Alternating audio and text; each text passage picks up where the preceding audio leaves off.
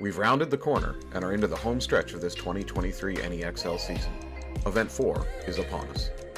And looking at the standings, it's currently a two-team race between Alpha Gang and Malicious Intent for the series crown. Currently sitting atop the leaderboard, led by Drew Now, Alpha Gang is looking to dethrone last year's champions Malicious Intent. This season, in order, Alpha Gang has finished 3rd, 2nd, and then 1st. Malicious Intent, 2022's overall champion, is hoping that means there's nowhere to go but down for Alpha Gang. With their captain, Adam Rand, aka Truckstop, Malicious Intent is a mere 17 points behind in the standings. Their one first place finish this year coming out of Event 1, in which they were clearly the most aggressive team in the mix. They need to grab the first place trophy today and kick Alpha Gang off the podium to improve their chances to be back-to-back series champions.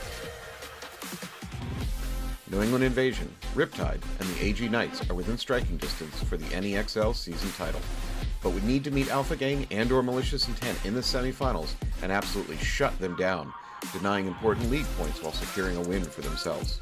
New England Invasion should take some confidence in a season that's trending upwards. With 2 5th-place finishes followed by a 3rd at Event 3, this may be a team that's learning fast and poised for a late-season run. Riptide 2 has seen improvement, having had a rough 7th-place start to their season. They've been in the playoffs ever since and may have sorted themselves out into a consistent playoff threat. The Knights need one thing, and that's consistency. After a poor start to their season at Event 1, the Knights bounced back and scored a major victory with a first-place finish at the May event. However, the rug would be pulled out from under them in July as they tumbled back to earth with a 6th-place finish. Today, they need to recapture that magic from Event 2 if they want to stay in the chase. Meanwhile, Hustle, our league's furthest traveling team from Dieppe in the southeast corner of New Brunswick, have shown the talent and ability to win, but stumbled in their last 2 NEXLs. Hustle would need a series of fortunate events to line up and open a window for them to give a shot at the 2023 league title. None of that happens without Hustle creating their own success first. For East Coast Ruckus, it's a story of what might have been.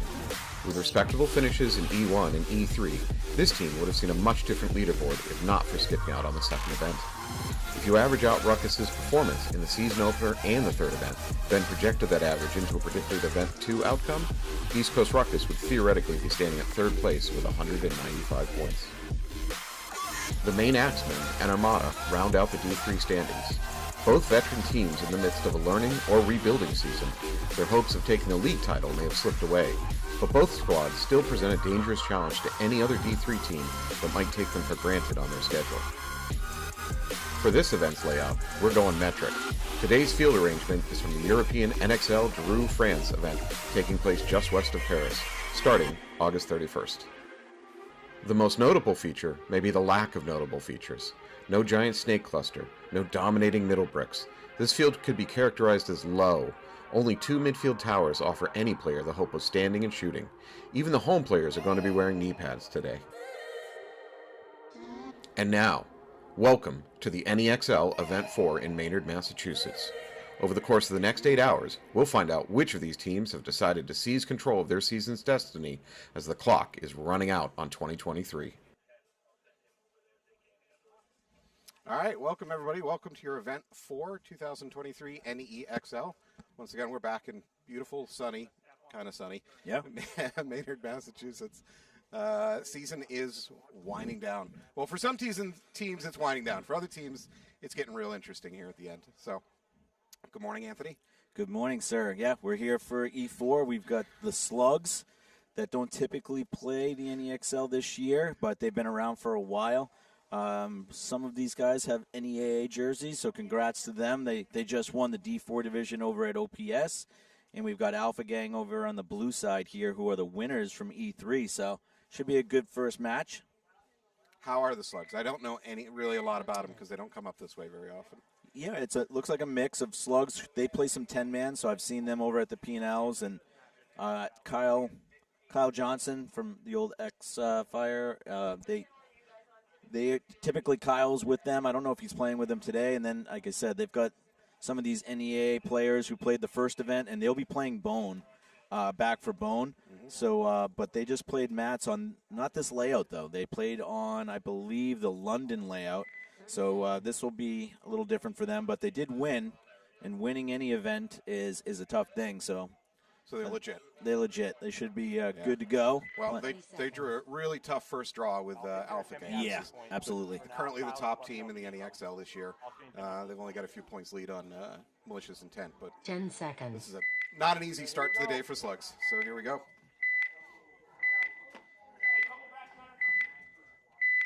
I think we got a conservative breakout over here for Game Alpha on. Gang. They take the snake on the break. Surprising. Alpha Gang drops one. They are up to the Dorito 3, or Dorito 4, depending on what you want to call it. And they've gone ahead and slid up into the the snake 3. So Alpha Gang has lost a body, but they're in great strong position. Another slug player walking off the back line.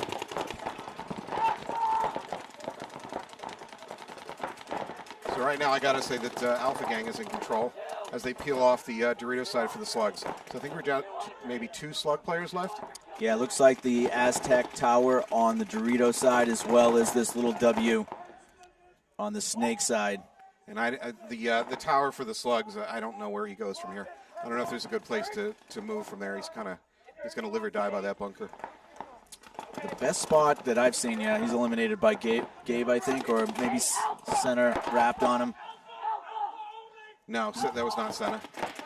I was looking the other way.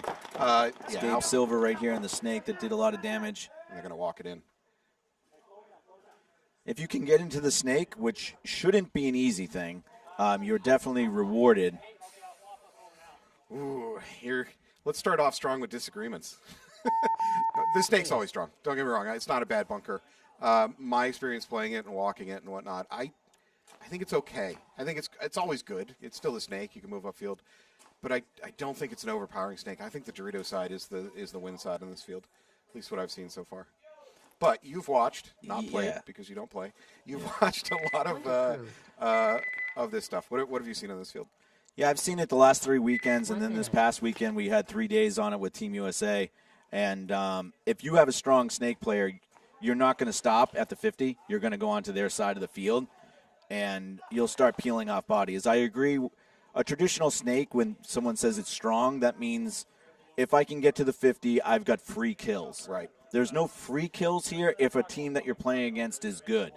If you're playing against a team that is not always thinking, oh, the Snake might be hot, red alert, whatever you use as a code, then you're going to have some difficulties even from their side of the field. So the Snake 50 does have shots on that tower like we just saw. Yes. You can even wrap the Snake 1, or we'll call that the Snake. I call it the Snake 3. So if we have Snake 1 being this one on the outside, this little brick, the Knuckle being 2, this other brick being 3, then you've got the center 50. You have shots from every single one of these bunkers across the field, so we'll see how strong it is. All right. We got Knights versus Armada out here. Knights on my left, Armada on my right. Knights do not take the Snake on the breakout. They get a clean 5 out. Armada's pushing up the middle of the field, which is kind of their signature. We're also in the Dorito 3 over there in that wedge. Yeah. Now the Dorito 4. And he's clean. So Armada's in perfect shape right now. They're in all the right spots. They just need to execute and not die out of their bunkers, and they should dominate this point, but we will see. That said, if there's a team that's good at digging in their heels, crossing it up, and making you die on their bayonets, it's probably the Knights. This is not an unwinnable situation. So Knights have not gotten into the Snake yet. They've held up at the Snake Tower. Armada goes ahead and takes that Dorito side brick. I believe that's the first Knight player walking off from the middle tower. That's Fabio. Team USA calls that the command center, and that bunker is very tough to live in when they own 50 bunkers like they do. Surprised to see Fabio over there. He's traditionally been a Snake player all year so far for the Knights. Yeah, the Knight player does move back up into that bunker. That is probably not the greatest bunker when you're down bodies. Yeah. The Knights also take, I think that's Josh Schindleman takes the mini Dorito over on the Dorito side. I really hate that Dorito. Armada's on the Knight side of the field now on the Dorito side. And they have a player behind them on the tape. So Armada's playing this point as well as you can play it right now. Oh, I think that Dorito player's alive. The Knights player almost got picked out of that Dorito. He had faked out of it quick. I think we might have Aaron Mitchell over here playing. now into the snake one for the Knights? I'm not sure. Yeah, Jeff Zelaya that was his job, to keep him out of that snake one getting wide. Well, it worked because the snake one just took a walk. Good. Well, you just picked sides. I didn't pick sides. I picked execution. Okay. I like seeing plays that are executed. So Well, right now, Knights player coming down. Yeah, He's eliminated. He Did take 2. I guess he took him. Yeah, took 2 with him. That's impressive. I'm not sure which Knight player that was. I called him Schindelman earlier, but I'm not sure. Body type, it doesn't look like him. No, I think you were right. I think that is him. He's filling out. He's hitting puberty. Getting big. So right now we have a 3-on-2. Yeah, Knights. I don't know how Knights pull this one out. Armada's biggest weakness here is if they get a penalty. That's about it, right? So it's 3-on-2. They got great positions. Another Knight walks off from that tower. So it should be just one out of what we're calling the Cali, that little W right there. Yeah.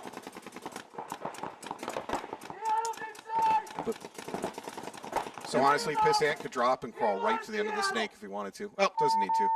Last Knight dies. That's it. Towel. Strong game by Armada. It was a well-executed play. I mean, very early in the game, they had all the bunkers you wanted. They were out wide on both sides. They had somebody up the middle cutting off the snake. So, yeah, if they can keep the foot down, they'll make it really hard for the Knights. Maybe there's a team. Maybe they are a team that has nothing to lose at this point. That's my famous compliment wrapped in an insult. Yeah. But I mean, honestly, what does it matter? I mean, they're certainly not in competition for the crown for the year. They know that. They admit that. 30 seconds. They haven't won a match so far this year. Are you aware of that? I'm not aware of that. Yeah. 2 teams have not won a match this year. You know what the other team is? Is it a D4 or a 30 D3 team? seconds. No. D3. Nobody cares about us D4s. I would say Axemen, but I don't think so. You are correct. It's the Axemen. 10 seconds. All right, we got 10 seconds. We have Slugs on my left and Alpha Gang on my right. Game on. Slugs with a relatively conservative breakout. And they do a delayed bump up to that tower on the Dorito side. Bill Mulready for Alpha Gang's taking a walk, so good shooting off the break by the Slugs. Slugs are already into the Snake 1. And they made their bump up into the D2. We're calling, for the sake of today, we're calling that mini Dorito the D1. Yeah, let's do that. Yeah. Hopefully we're not calling it too often because I think it's a bad bunker. Ooh, it looks like a Slug got pulled out, maybe even on a penalty. Another Slug drops back from that tower to the home. Slug player is up to the Dorito 3, the wedge. Slug makes a big run from the home out to that Snakeside tower. So we got 3 on the Slugs. What do we have left for over here on Alpha Gang? 4. 4. 4 on 3. So, I mean, Alpha Gang started with the first death. You would have thought that Slugs would be in control, but unfortunately Slugs lost 2 players, so now the momentum swings back. Oh, Slugs lost another player trying to get into Snake 1. So now the Slugs are really bunched up over on that Dorito side. If Alpha Gang can recognize that and go ahead and push the Snake, they can turn the field on the side and clean it up. Yeah, especially when you're up bodies like this, you want to take advantage of the fact that you have such a big body lead that you just want to go right down to their side of the field. Yeah. Don't stop in any bunkers. Hopefully you did your field walking and you know that you can't shoot anybody until you're right there. As you say that, Caputo does exactly that. Right. He just dropped his head, crawled down the Snake, kept crawling to their side. He's continuing to crawl. He's going to blow up that tower. He's trying to find that wedge, and he does. Yeah, cleans it out. Good move by Caputo. Caputo's biggest mistake on that one is that this was not a star match. So he wasted a great play. Got to keep that stuff in your back pocket. See an addition here for Alpha Gang. It looks like Brian Richards is playing with them this event, and it looks like Rob Whitaker. So no AJ Firm AJ plays with the 4 Storm, but I don't know who Alpha Gang had last event. They had one of the D2 Storm guys last event as well. Well, you know, I don't know if it was Flynn. Somebody on this broadcast is smart enough to print out rosters. Well, did you print out last event's No. rosters? So No, here you go. no, I'm just wondering. I think Flynn played with them last event. This particular picture is from the previous event, so I don't see Flynn. Yeah, so Brian Richards and Rob Whitaker are new to the Alpha Gang lineup for this event. and I think it was Matt Flynn that played with them 30 seconds. last event when they won. All right, so we have Armada again coming out on the blue side and the Knights. Armada had a really good point. We'll see how the Knights react. 20 seconds. So howdy from Texas. Somebody just shouted out to us, howdy from Texas. That's impressive. Nice. Nothing's going on in Texas. You're watching New England paintball. 10 seconds. You need to upgrade your cable package, sir. We appreciate it, though. Yeah, we do. We don't usually mock our fan base. Oh, yeah, we do. Yeah, we do. Armada on my left. Knights on my right. Knights real aggressive into Snake 1 right off the break. Knights lose that corner going to the Dorito. Armada loses their corner. Yeah. A double move by Armada to try to push out that Dorito side. They still do take the Dorito 2, but they lost their corner. You got Rob Karen, right? Nolan Karen. Rob Karen is one of your employees from about 20 years ago. 25 years ago. Maybe. Yeah. Ian is yelling for Karen to get eliminated, which he does. One of our refs, Ian Jacques, of fantastic mustache fame. Not the prettiest move up the middle, but Armada goes ahead and moves up the middle. So Knights are calling kill 3. I think they are correct. Oh. Fabio's trying to get out wide on that D side, but Armada's already there. Oh, nice move by Fabio. Yep. I don't see he's there. He could change the game right here. Armada needs to cross it up. They're really vulnerable right now. I don't know if that's Aaron Kent that's in the center. But it's a 3-on-3, I think, right now, isn't it? So No? I believe it's 2 for Armada. Oh, wow. And the Knights certainly think it's 2. So if I'm Fabio right now, I would go now stationary, look for somebody to get slopped and get a kill. What I need is my teammates to move. If I'm Fabio, I need my teammates to start moving up the Snake, moving up the Dorito side. I mean, he can attempt to go bunker one of them. That's about his only move right now. And he gets shot doing it. So. Yeah, that was a bad move. He needed to split the difference. If he was going to go through, he needed to go through the center. I think what he needed to do is he needed his teammates to move at that point. So it's back to a 2-on-2. AG Knights kind of squandering their momentum on this game. Wow, how did he get through that gap? See, that's a gap you should never be able to get to with a player sitting in that with his gun that way. Well, the Armada wedge player walks off. The Dorito side wedge player walks off, so we're back to a 2-on-1. Or we're back to a body advantage for Knights, maybe I should say. Unfortunately, the Armada player is locked on the Snake side. He's paying no attention to the Dorito, and Dorito's just walking up. The Knights Dorito player is just walking up the sideline. He's going to get shot in the back. Yes, he is. Well, he looks at just the right time. I don't know if it's going to work, though. No, he's still not aware of him. He's still not aware that the Knights player is in his Dorito. That's it. Looks like Schaefer actually now. So if it's Chris Schaefer, Chris, love you, buddy. 2 things that you could say that Schaefer did wrong in that situation. Either one, he was not aware of the body count situation. He didn't realize he was alone. Because if he knew he was alone, he shouldn't be sitting there stationary at one target. Or 2, he knew he was alone and just didn't make a great decision there and was much, much too focused on the Snake side. Point approved. Well, good job by the Knights to come back and tie this up. Armada had opportunities to go up 2-0. They just kind of squandered them a little bit there. Yeah. So, but good job by the Knights. Bend, don't break. They had a real opportunity to make it real easy. If Fabio would have even just traded, it would have made it much easier as well because that would have been back to a 2-on-1 earlier. But good move by the Armada player to pick up Fabio trying to come through on the Dorito wide side. I've been in Fabio's shoes in that situation where your players are way back, back downfield from you, and you're way up front. 30 seconds. And you need to stop, calm, and get your back players to move, because you can't really go any further without, you're throwing your life away. Now maybe you take a body with you, but there's no way he's going to live coming out of that. Yeah, maybe Fabio thought they were crossed too, which would have been, maybe a good assumption. But if they were crossed, he'd be running through a gun trying to go to that tape line. The reality is he got further than he probably would have if they had crossed up. So I don't know if you got information that wedge in the center was shooting Snake side. True. Slugs are trying to get into that Snake 1 and are eliminated. Slugs already down 2-0. They really need a win here. Alpha Gang player getting checked out. Pulled. No flag, though. Alpha Gang loses their player, that inside Dorito. Looks like Jakubiak's taking the walk. Trendon's coming over to the Dorito 2 to fill. Slugs make a nice move up to the D2. check, though. Slug player is clean.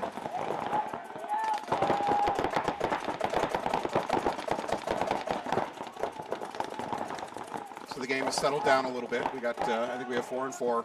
Both teams just talking and shooting. Oh, unfortunately, they just lost Trennan over on the Dorito side for Alpha Gang. So we're down to 4 on 3. Slugs have the advantage. Sean Senna makes a defensive retreat, trying to fill that side. Slugs need this win, so they need to push it. Slug player taking a bounce off his arm going into that tower. It is a humid day, so I wonder how the paint is going to react. Very nice, bright pink fill, though. This whole field is going to be very pink within about an hour. Good communication from Senna over to his Snakeside Tower player. I mean, Alpha Gang's up 2-0. They can bleed clock, although there's a lot of clock to bleed. That was a good lane held by Alpha Gang, and the Slug player moved into it. Sean Senna takes the Dorito 3. So I think we're back to 3 on 3 then. And the Slug player matches him on the Dorito side.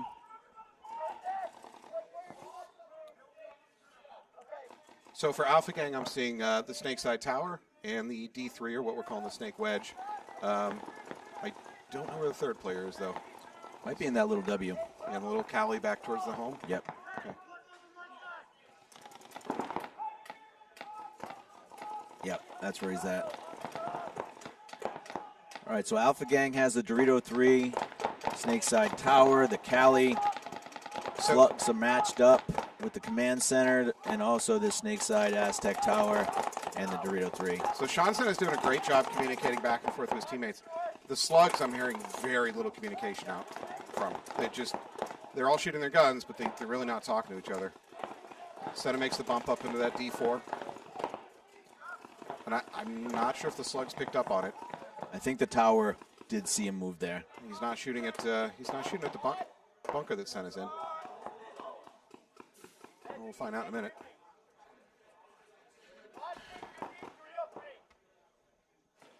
Yeah, they're calling Dorito 3 still, so maybe they didn't, unless they're calling that Dorito 3. So I don't know whether it's the right move or not. I never know if it's the right move or not. But the Alpha Game player in the Snake Tower just needs to put in the Slug mirror, and he could go ahead and take the Snake. Slug player recognizes that same point and does it himself. Yeah, that gap in with the Cali can play the nipple of that bunker, and it's a lot more effective than trying to play out the side. Yep. I'm always scared about getting my hopper peeled off doing that, though.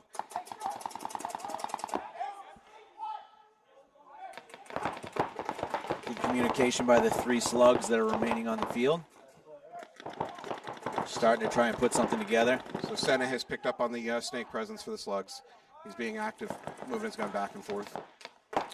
To your point earlier, there's 5 minutes left, which is plenty of time, but I think the Slugs need to be the aggressive here and try to get down this Snake. Yep. Hey, a little more aggression. They don't need to be stupid yet. There's still enough time. We've not entered stupid mode, but as I say that, there goes the Slug player. Good shot. Takes out Senna. Clean. Nope. Yep. He got shot in the leg, and he immediately stopped shooting. So. Yep. Very clean. So that was probably made possible by the fact that the Alpha Gang player that was in the tower, that was shooting Dorito side, he bumped into the Snake, which took his gun off of the Dorito side, and that's what allowed that to happen. Now that's just a trade, a 1-for-1, so we're still at a 2-on-2. I like the aggression, but well, the Slugs are wide now. They do have the Snake and they have the Doritos. Yep. Drunal is making his way back to home, which is a good bump out.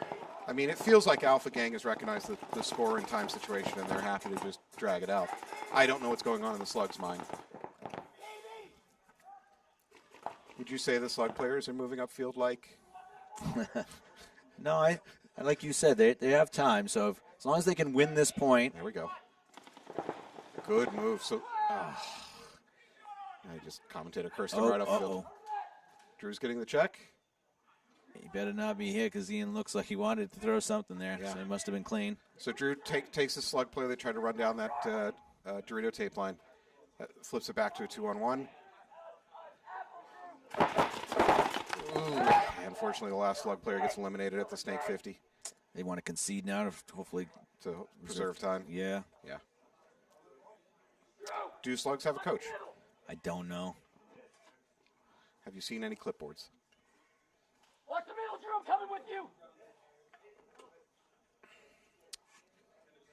So, in fairness, the Slugs towards the end of the game started, sending bodies down tape lines. At least they were trying. Yep. It wasn't the most coordinated. It wasn't the most Towel. effective. Towel. But at least they were trying. Towel. So, Point No, approved. absolutely. And I think they spread the field well. They just lost some 1 minute. gunfights. yeah. I think we've talked about this. I'll bring it up all the time. The biggest difference I see watching D4 versus D3 is, generally speaking, the D3 teams know when it's time to push, and they push. Where too often the D4 teams that need to push just sit there.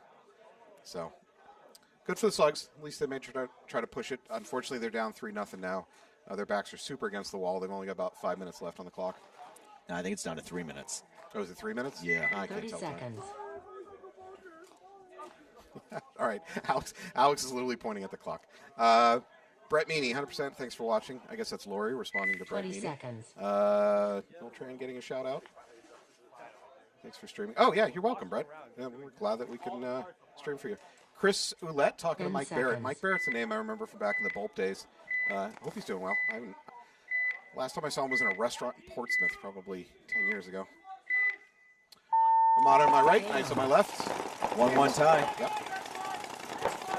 Armada taking ground again. This is very similar to their first plays point. Wow, more aggressive. But Knights counter by getting in the snake, so that's certainly going to hold up Armada on this side of the field. Yep. They do take Dorito 4, Armada does, and has Dorito corner. Fabio's up to that wedge. It's Nolan Karen in the snake. Fabio up the middle of the wedge. This has kind of been a role reversal. Fabio's traditionally been playing the snake all season. Armada does pick up on that movement into the snake, though, so their snake side wedge is locked onto that 50. That's a huge kill, shooting out Matty Mace from Armada out of that Dorito 4. So the Knights are in real good shape now. 5-4. It's the second bounce we've seen on someone in that tower. This ant just took a bounce. Unfortunately for the Knights, Nolan Karen at the 50's got some kind of gun problem. He's playing with the readout on his gun. Not the hopper, he's playing with the gun itself. Wouldn't happen if he had brought it to the AG Techs up at AG Paintball. Never would have went down on him. Something like that. All right, Knights go ahead and make their bump to the, I believe it's the inside Dorito. The game has settled down a little bit. Armada really needs to pick up a kill here. Armada snake side wedge player is locked onto that snake 50, which is exactly what he should do. I don't know if Nolan Karen's got his gun up yet, or he's just going to try to one ball or something. He's thinking about dropping and crawling, which if he's got a gun down is really not a bad idea. Why not?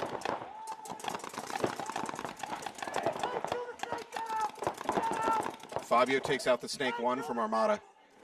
Oh, here comes the bunker move. And he pays for it with his life. That was a little bit of overshooting from the Knights. I'm really not thrilled with that. Yeah. The guy was down on his back, on his side, and they kept pumping rounds into him. Not a fan. I will have a talk. So, shame. All right, Knights are well in control of this game now. That was an unfortunate trade, to be honest, for Armada. They of course, didn't know that Nolan Karen's gun was not working, so Armada was already down a body, and they threw away a body, bunkering a player that really didn't have a functioning gun, and then got overshot for it. And he wasn't doing any damage, so I think they had him contained. Positionally, you know that snake 50 is important, right? So it's not a horrible idea. Based on what you said earlier, you didn't like the snake 50. I said it's not as powerful as the Dorito side. The Dorito side's better. I'm backpedaling. This is me backpedaling. It's just he didn't know his gun was down. Yeah, no. I was going to say, it seems that Armada, though, is fundamentally playing better already. Like I see them. Yes. They have jobs. They're executing what they're trying to do on the play. Where sometimes you watch them play and there's a lot of chaos, and that's their only chance of winning is playing off chaos. And it seems very early on, even though they're down 2-1, that they have a much more structured way of playing today. So maybe that'll change some things. But again, Fabio played really well in that point. He had 2 or 3 real good kills. And like I said, if you have someone in that little baby W in the center of the field, and you're shooting Snake Way for that gap between that tower and that one, you should never miss that shot. and he did not. A couple weeks ago, we had Greenspan and Spica up at AG teaching exactly that on this layout. Exactly that shot. If you're going to dedicate a gun and just leave a body in there, then you need to make that shot, or you really done a detriment to your team. Yeah. Well, I mean, some of that, though, is what if the guy never makes that bump? You know, sometimes you're sent to do a job. Oh, absolutely. And the other team doesn't play into your job, and your gun ends up being wasted for that reason.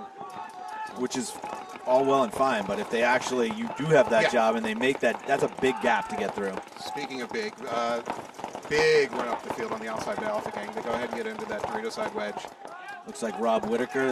He's getting checked. I think he's clean. I didn't see anything on him.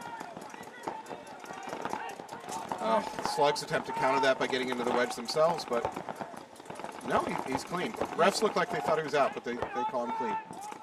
And he might have taken a bounce. That's Jeff from Hello Nasty guesting with the Slugs. Getting his appearance fee.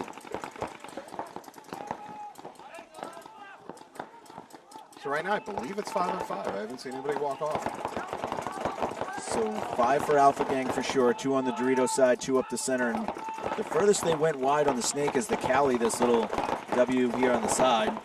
I mean, it's early to say this, but the trend we're seeing is that teams are not trying to take the Snake on the breakout, nor are they being super aggressive about taking the Snake after the breakout. Cali switches his gun for Alpha Gang over to the Dorito side, and Jeff has made his way to the Dorito 4 for the Slugs.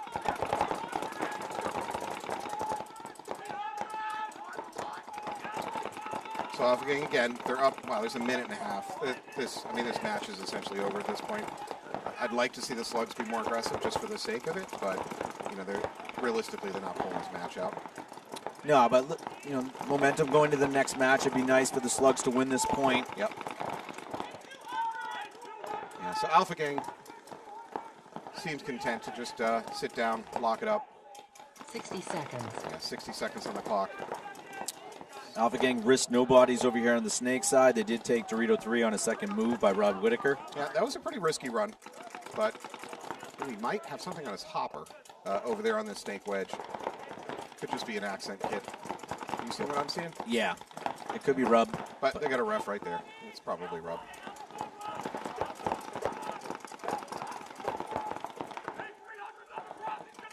Yeah, we got 30 seconds left. Slugs are going to have to launch. But Alpha Gang, you can hear the communication. They already know that the Slugs have to launch. They do lose Rob Whitaker there. Jeff from Hello Nasty is on the Alpha Gang side of the field. 20 seconds left. Slugs really needed to be in the Snake and down the side. It's too late. Bill Mulready taking a walk. This one's going to end with a no point. Yeah, easily. Slugs just did not really push the matter, especially over on the Snake side. They pushed a little bit on the Dorito side earlier in the game. But again, the match was out of hand by that point anyway. It was already 3-0 with only a couple minutes on the clock. But yeah, they didn't really push hard when they needed to. Not with enough time to make it matter. Yeah, and the Slugs haven't played this field. You know, I think they played OPS, which was a different layout, so they're coming into this a little bit blind. Hopefully they learn some things from that match, and they can bring them into the next 2 matches.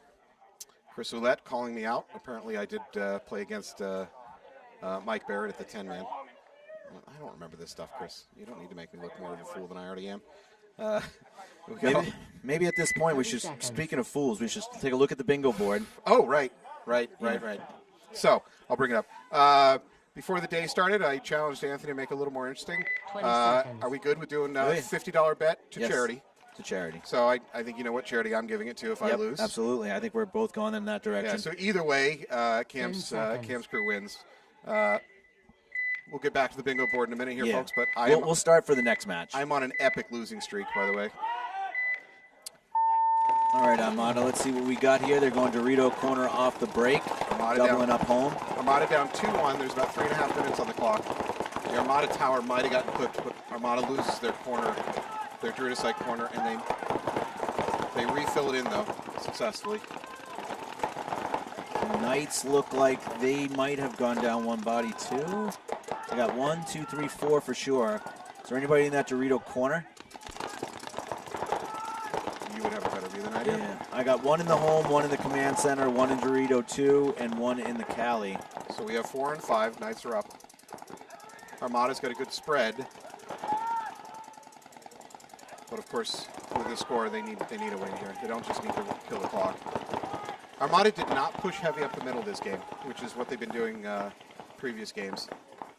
Yeah, they went wide on both sides, and the Knights shot out their first player going to the Dorito corner. Whoa, that's a big bite there by one. I think that was Schaefer.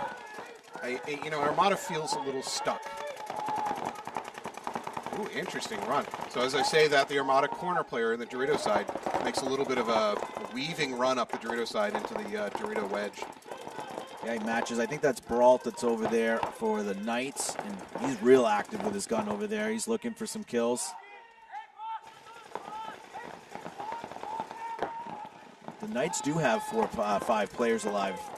One is in the Snake now, so they Snake, Cali, Home, Command Center, and the Dorito 3 for the Knights. Armada's not playing this aggressively as they need to, considering the time and the score.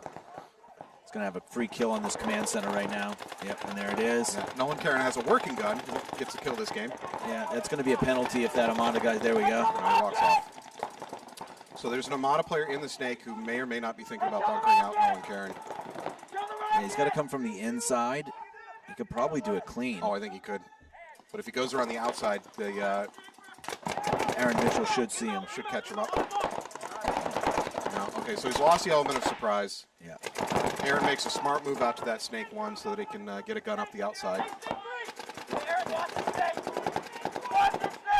It looks like Armada might be getting pulled out on the pack, potentially. Well, we got a minute 20 left on the clock. Good move up the middle by Fabio, although I'm surprised he doesn't stay on the Snake. Fabio should have stayed on the Snake at that moment. Of course, he doesn't have a visual. There's too many blocking bunkers. Good move. 60 seconds. Who was that for Armada? That was Drew Kraft. Nice move. Yeah, it was. Unfortunate for him, Karen had his gun pointing in that direction, so all he had to do was squeeze the trigger. Still, good footage. Yep. Alex, clip that. Keep that. That was a good-looking move. They're still going to lose the game. Don't get me wrong. Did Aaron get shot? Nope. No, Knights are going to close this out. Wow, he definitely got bounced. Nice drop back to D2 by the Armada player, and he walks. That's the third bounce that I saw from the paint, so hopefully the paint, it gets a little sunnier out. And I think we have potential thunderstorms on the do we? on the schedule for today. Not guaranteed, but yeah, the humidity is definitely making this paint a little bouncy. all right. Well, that is going to drop Armada to Base. 1-3 versus Knight, which is a shame. Armada, their first point of this match, looked great. Yeah, they looked I'm like, real wow, good. this is a whole different team coming out. Yep. Second Point point, approved. they started off looking good, but kind of fell apart for them. And then this just never seemed to coalesce this game for them. So, Game time finished. Well, Game good job finished. to the Knights, taking that one 3-1, taking care of business, winning their first match, as well as Alpha Gang over Slugs. So we're going to take a quick break, and when we come back, we're going to talk a little bit about Tournament Bingo.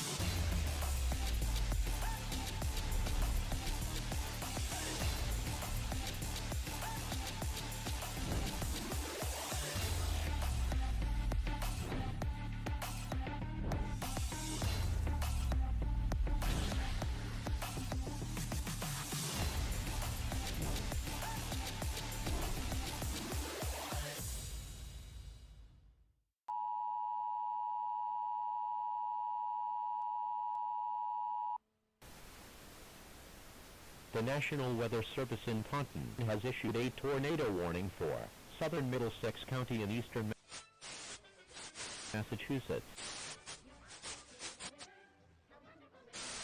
Cambridge and downtown Boston by 8:45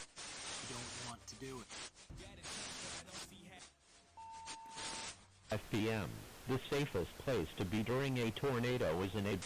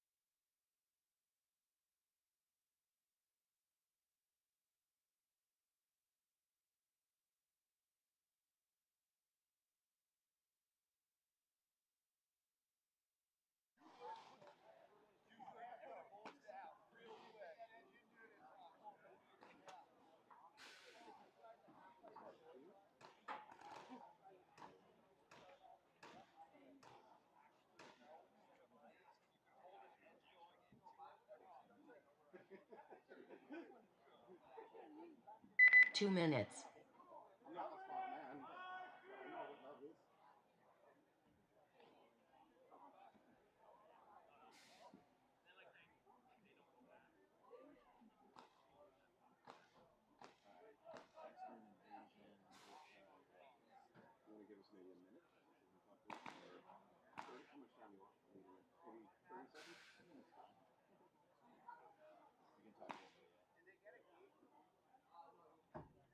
No, we'll go to a minute. 30 seconds.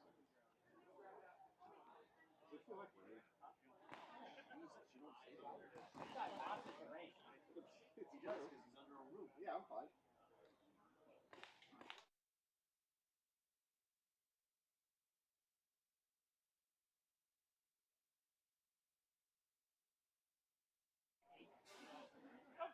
I'm talking about. They go, where'd the munchkin go? She went to get her stool. 1 minute. All right, welcome back. We are about a minute from game time. Let's on bingo real quick. Let's start off by saying I'm on an epic losing streak this season. Anthony complains every event that this isn't fair and somehow he's getting screwed. The reality is, I think you're like what 4-1 on me, maybe 5-1. 4 or 5, yeah. It's ugly. It's really bad. We don't need to go there. In my infinite wisdom, I decided, well, then let's put some money on it, right? Because it can't get any worse for me. So we're putting $50 for charity. We're going to go to Cam's crew. We'll talk about that in a minute. But in any case, here's our card for the day. Oh, is there our... No, that's just our logo. I thought Anthony already had a mark on his bottom right. Anyways, 20 seconds. So what do you got? What's your path to success here? I like my diagonal a little bit. False starts, pretty easy. Teammates go to the same bunker. Opponents, same bunker. Barrel squeegeed. I like my diagonal. Oh, yeah. It's easy. My bottom row is not bad. Red flag, towel, crash in a bunker, full start, death. All right, here we go. Big bite by Taylor Strange out to the D3 off the break for invasion. I'm legally required to say F Taylor Strange. There's T-shirts made to that effect up in AG land. Oh, yeah, with his defection. Some kind of invasion. Inside joke. No, I believe they were saying F Taylor Strange even before he left. Oh. There's some kind of inside joke. I don't fully know the genesis. But I'm too old to be hip. Anyways, clean break by both teams. I haven't seen anybody walk off yet. Invasion makes a slight bump out of the home. Actually, both teams at the same time empty their home bunker, which I like. I don't think the home bunker is great after the first 10 or 20 seconds of this match. I think you need to get out of there. Anthony's already looking back at the bingo card. That's how I roll, man. That's how you get to be 5-1. Yeah, apparently. I think that's Tyler Finney over on the Dorito side for... Yes, I've heard he's back. He's back. He's looking pretty good over there. Aggressive, matching up Taylor Strange. We have Chan over here for Invasion, fighting out of this tower, trying to see if he can get into the snake. Axemen move up to the Dorito 1 to back up to the Dorito 3 player. Axemen is also a team that hasn't had a winning match so far this season, so really looking to break that streak. Is the big gap we were talking about. Justin Smith, I believe, just missed that gap. And now Chan is off to the races. Right up to the Snake 50. A drop back to the home by... I actually like that move. Is that a counter to the Snake? Yeah, as soon as he gets to Snake 50, Chan would have ripped that command center up. Still can do it to the home, but... By the way, I do believe there's a bit of a drop shot from the home. When you, as a Snake player, are trying to crawl around that knuckle, or what we're calling Snake 2, the home player potentially could put a drop shot in that, but it's kind of blind. The home player has to just know that you're going around that knuckle at that moment and try to shoot your pack. You can also bounce it off the side of that Snake 3. Oh, yeah. It's not a great shot, but... No, I have not been impressed by bounce shots going back the last decade. I always hear players talk about them magically, but when I go and watch them, they don't tend to produce. See, the problem here is that there's that crack in that snake beam. Yeah, this is a good drop back. So Justin Smith can see, you know, Chan's movement. Yeah, Chan, that was the right move. He dropped back. He realized that that was a bridge too far. Drops back, gets the Snake 50. Oh, and takes out the Axemen player for it. Is that Justin? Yeah, that looks like Justin Smith. Yeah. That looks like John Derula that's in the home as well. So an Invasion player taking a walk from the Dorito side. We kind of missed that in all this Snake action. Invasion's doubled up in the Snake.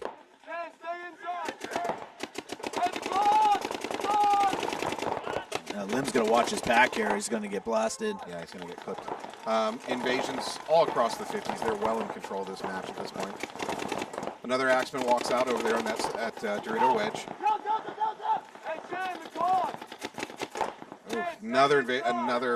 Actually, both player walks off for both team. Yeah, it looks like Nico De Jesus walks off with an Axeman that they mutually traded. Lim is going to get kicked out of here from the Dorito side. Yep.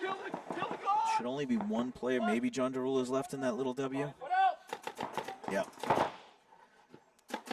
3-on-1 now. Yeah, this is fate accompli. Towel. And the Axeman towel. Towel. Other one. Nothing went great for the Axemen at that point. I mean, 1 minute. They had the right bunkers. I think they just died out of them. And obviously having no aggression on the Snake side, once Chan got in here and got up to the 50, you need to be able to challenge him at least by being in the Snake 1. So Justin Smith being in that Snake wedge was, I thought, a good counter to Chan. It's just that Chan made a very smart drop back, and that's what got him the kill on Smith, because Smith was still looking at the Snake 3 on his own side, assuming Chan was there. So, okay, that's an early candidate for big brain play of the day, because it was a smart drop back. Yeah, it was a smart. That crack is just in a really bad spot. And I come back to the Axemen were set up to not let Chan get in the Snake. He was in that little W in the center like we talked about, and Justin missed his shot when Chan went from the tower to Snake 1. So when you miss it there, I would have been yelling, you know, red alert, red alert. Yep. And maybe at that point, get the guy out of the Cali and start to challenge the Snake. But Chan did a really good move. As soon as he was in that Snake, he was in the 50 in seconds. Ruckus loses their player going to the Snake side tower. Actually, Ruckus also loses their Dorito side, so Ruckus immediately down to 3-on-5. Yeah, and Riptide's immediately in the Snake 50. Marcus is doing work over here. Marcus does lose his back player from that tower, though. Ruckus loses the back center, so it's now a 4-on-2. Is that Bobby Fredericks up there on the 50 over on the Dorito side? Yeah, I see a fair amount of gray hair. So. That's exactly what I thought it was him. Growing old gracefully. He does have hair, though, so I will give him one over me. Yeah, right? Ooh, I don't know if I like this crossing the 50. I like it, actually. Well, if that Dorito was looking, it shouldn't have worked. The Dorito looked away at the wrong time. Well, he's also doing it smart. He's putting it in with his gun, and yeah, he's playing this like dead zone, knowing that he can because it's a 4-on-2. Riptide well in control of this match right now. Yeah, I think somebody in the center needs to just... Towel. And there we go. Towel. Ruckus towels out of that. Hey, I do not see a Vinny out here. Do we not have Vinny reffing today? Vinny refs on Sundays. Okay. That's So his he'll be union tomorrow. contract Yeah, with you? exactly. All right. His lifetime union 1 minute. contract that he can't get out of. Can't get out of. Okay.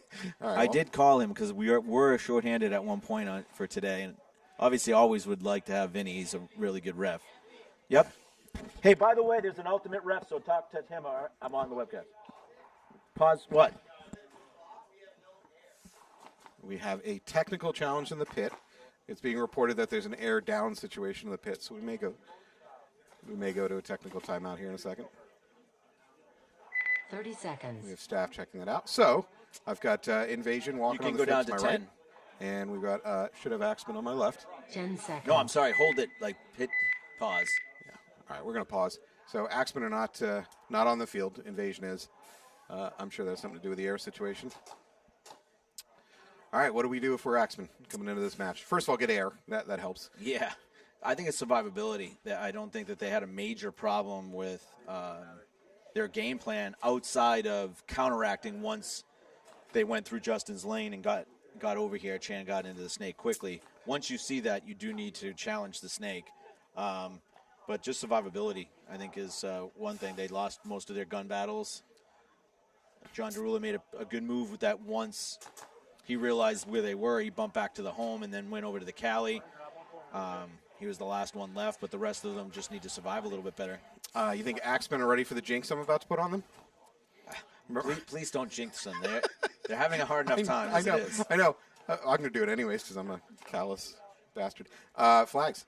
Last event, they were getting flags like it was their job, if you remember. Yeah, so yeah. they've played 1 point so far. It's a little early to say it, but not a single flag on that point. It's a good step forward for them. Yeah. It keeps them in competition. Last event at the E3, Yeah, event 3, it was brutal. Yeah, they didn't play 5-on-5 at all. At all. That whole point at the beginning, they were 5 up. So, All right, quick look at bingo. Quick look. Argue with teammate. I didn't see that. Crash in a bunker. Argue with a ref. Point reversal. No. Late to box. 10 There was a seconds. gun down, but it wasn't on this match, so I missed my chance on that one. Yeah. All right. Oh, towel. There was a towel. Yeah, I think both of us have towels. All right. Get a towel. Oh, I need a new marker. All right, Axemen double up the home. Somebody looks eliminated. Yep, one going Dorito side for Axemen. So Invasion is up 5-on-4. John Derula comes in to this snake side tower. So far, no flags for Axemen. Still good. Invasion is far up, though. They're in that Dorito 4 wrapping. One of the Axemen walking off down the Dorito side. We may have already picked up on that. And it might be Tyler Finity. So right now, Invasion's in really good spots. They're in the command center. Might be Austin. So Invasion, I believe, is locked on to this snake as if there's somebody in it. I think he's shooting at an empty bunker, unfortunately. All right, so Axemen now are in the snake side tower, the command center, the Dorito 3, and I think the Cali. So again, our Invasion player in the middle, he's locked on to really what I think is an empty bunker. John Derula might have moved from that temple into that snake one. Okay. So a couple of seconds ago, he was shooting primarily just at the snake 3, which was definitely empty at that time. Unfortunately, another Axemen walks off. Yeah, Justin Smith's taking a walk. It's now 5-on-3 for Invasion. Invasion's up by one game already so far. 1 point in this match so far. So not encouraging them to lose this point, but I don't. It's not Tao's situation yet. Time isn't an issue. The body disparity isn't a huge issue yet, but. Trying to find the third Axemen. I see Dorito 3, Snake 1. Dorito 3 is eliminated. He's asking where, and he gets a penalty. Talking to the ref, argue with the ref. Boom. Is that what it was? Yeah. Axemen, I just told you not to get penalties. And what do? You get penalties. Argue with the ref, baby. Okay, we'll do that afterwards. All right, so it's a 5-on-1, I think, right now. Just John Derula in the snake 1. John's going to be let out. And that will be it. Fairly clean game by Invasion. Not a lot of drama there. They just kind of did their jobs, and Axemen seemed to make the mistakes, and then that flag. I mean, if they had any hope of winning that point, that it all evaporated with that flag. All right. Bingo board. You see there was arguing with the ref? Yeah, the player was looking at his gun, kept on going, and then Ian threw a flag. All right. this one to you. Point approved. I can't afford this. False start death, opponents at 1 same minute. bunker. That's, I don't know if that's going to happen. Yeah, it's Maybe at the 50 snake, maybe? in the monster as well, like one of those bricks, it could happen. What are you calling the monster? The blue bunker in the 50. In the center 50 brick. Okay. All right. We talk about this every event. Let's just clarify a little bit. Generally speaking, we're going to try to avoid calling bunkers by fancy names. We're just generally going to call them by basic names. So we're calling D1 the first brick. I'm sorry, snake 1. The first brick of the snake. That little knuckle is going to be snake 2. 30 seconds. Snake 3 will be the second brick. And snake 50 is the 50. Over on the Dorito side, we're calling that baby Dorito D1, even though we don't think it's very good. D2, obviously, the next one in 20 line. seconds. D3 is actually that wedge out on the tape line. There is an inside Dorito. We're just going to call that inside Dorito. And then you got the Dorito 4, which is almost at the 50-yard 10 line. seconds. All right. We got Snake Tower. We got a middle tower and a snake side wedge. I got Ruckus on my left, Riptide on my right. Oh, someone just from Ruckus just went in backsliding into the snake tower. Would that be a trip and fall? I would give you that. Yes! It definitely might not have tripped, but he was well out of control. All right. Thank you, Ruckus. And we see one of the Riptide players is coming off. I think that's Gabe. It's Kalocha walking off for Ruckus. So it's a 4-on-4. Yeah, that poor Ruckus player came in sliding on the back of his head and his back. It is a little slippery down there, so I will say that... it was definitely a wet field this morning when I got here, so the overslide is definitely an issue, a possibility today. All right, both teams seem to have settled down a little bit, although as I say that, Riptide goes ahead. I think it's Bobby Frederick makes the bump up to that D3. With his double knee slide? Double knee slide. That's the way the old folks do it. You got to protect the hips. Marcus is coming right down to the snake 50. I'd like to see him go right to their side. Yeah, I think it's doable. He has a kill in that Dorito corner, though. Oh, yeah. That Ruckus Dorito corner's in trouble. Oh, he tries to make the bump. Can he do it? That's a good move. That's a good move. No. Marcus is certain that he shot him, but the refs disagree. Yeah. No, he shot the command center. He shot that play right there. So he did shoot somebody, just a different person. Correct. I don't like this move going backwards here. I don't think it's necessary. Not in this situation, no. You're up 5-on-3. Maybe he's afraid he's about to get bunkered. Oh, they actually lose another one. Bobby goes through. Clean run through, or is he clean? The refs are checking. If Bobby's got a hit on him, It's it's a going to major. be a major. But No, he's clean. good job, Bobby. Rare in my webcasting days if I said Bobby Fredericks is clean. No Right. penalty. Yeah. Bobby, good for you. All right, so I did pick up a trip and fall. Yes, you did. It's not a wonderfully helpful bingo square for me, but I'll take whatever I can get at this point. I'm going to go with I have teammates go to the same bunker. They doubled up the home. Yeah, I guess that's kind of a gimme, isn't it? Yeah. Sorry. Ace. We should put an asterisk next to that one and say home doesn't count. I'm fine with that going forward. Yeah, maybe going Point forward. approved. That's too easy.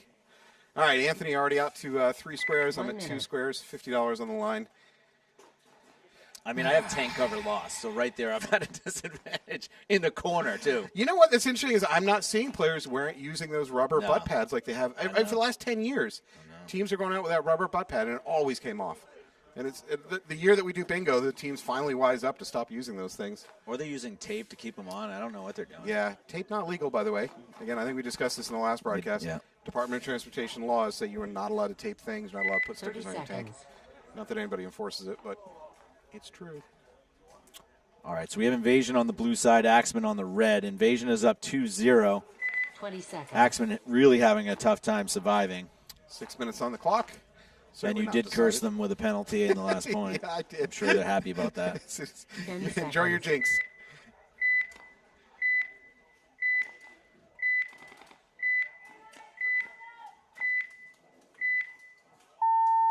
Game on. Invasion with a fairly standard breakout. They do take the Dorito side corner and the Snake Tower. Invasion might have a hit on his leg in that corner right there. His leg looks like a big hit on it. Uh-oh. Refs are checking him. I think Yep, it's that's Ian. a- There's a minor going up. Yep. That's the right call. Whoever, I think that's Tyler. I think that's Chris Alt. Invasion players peeling off. I think they just lost 3 bodies in about 2 seconds there.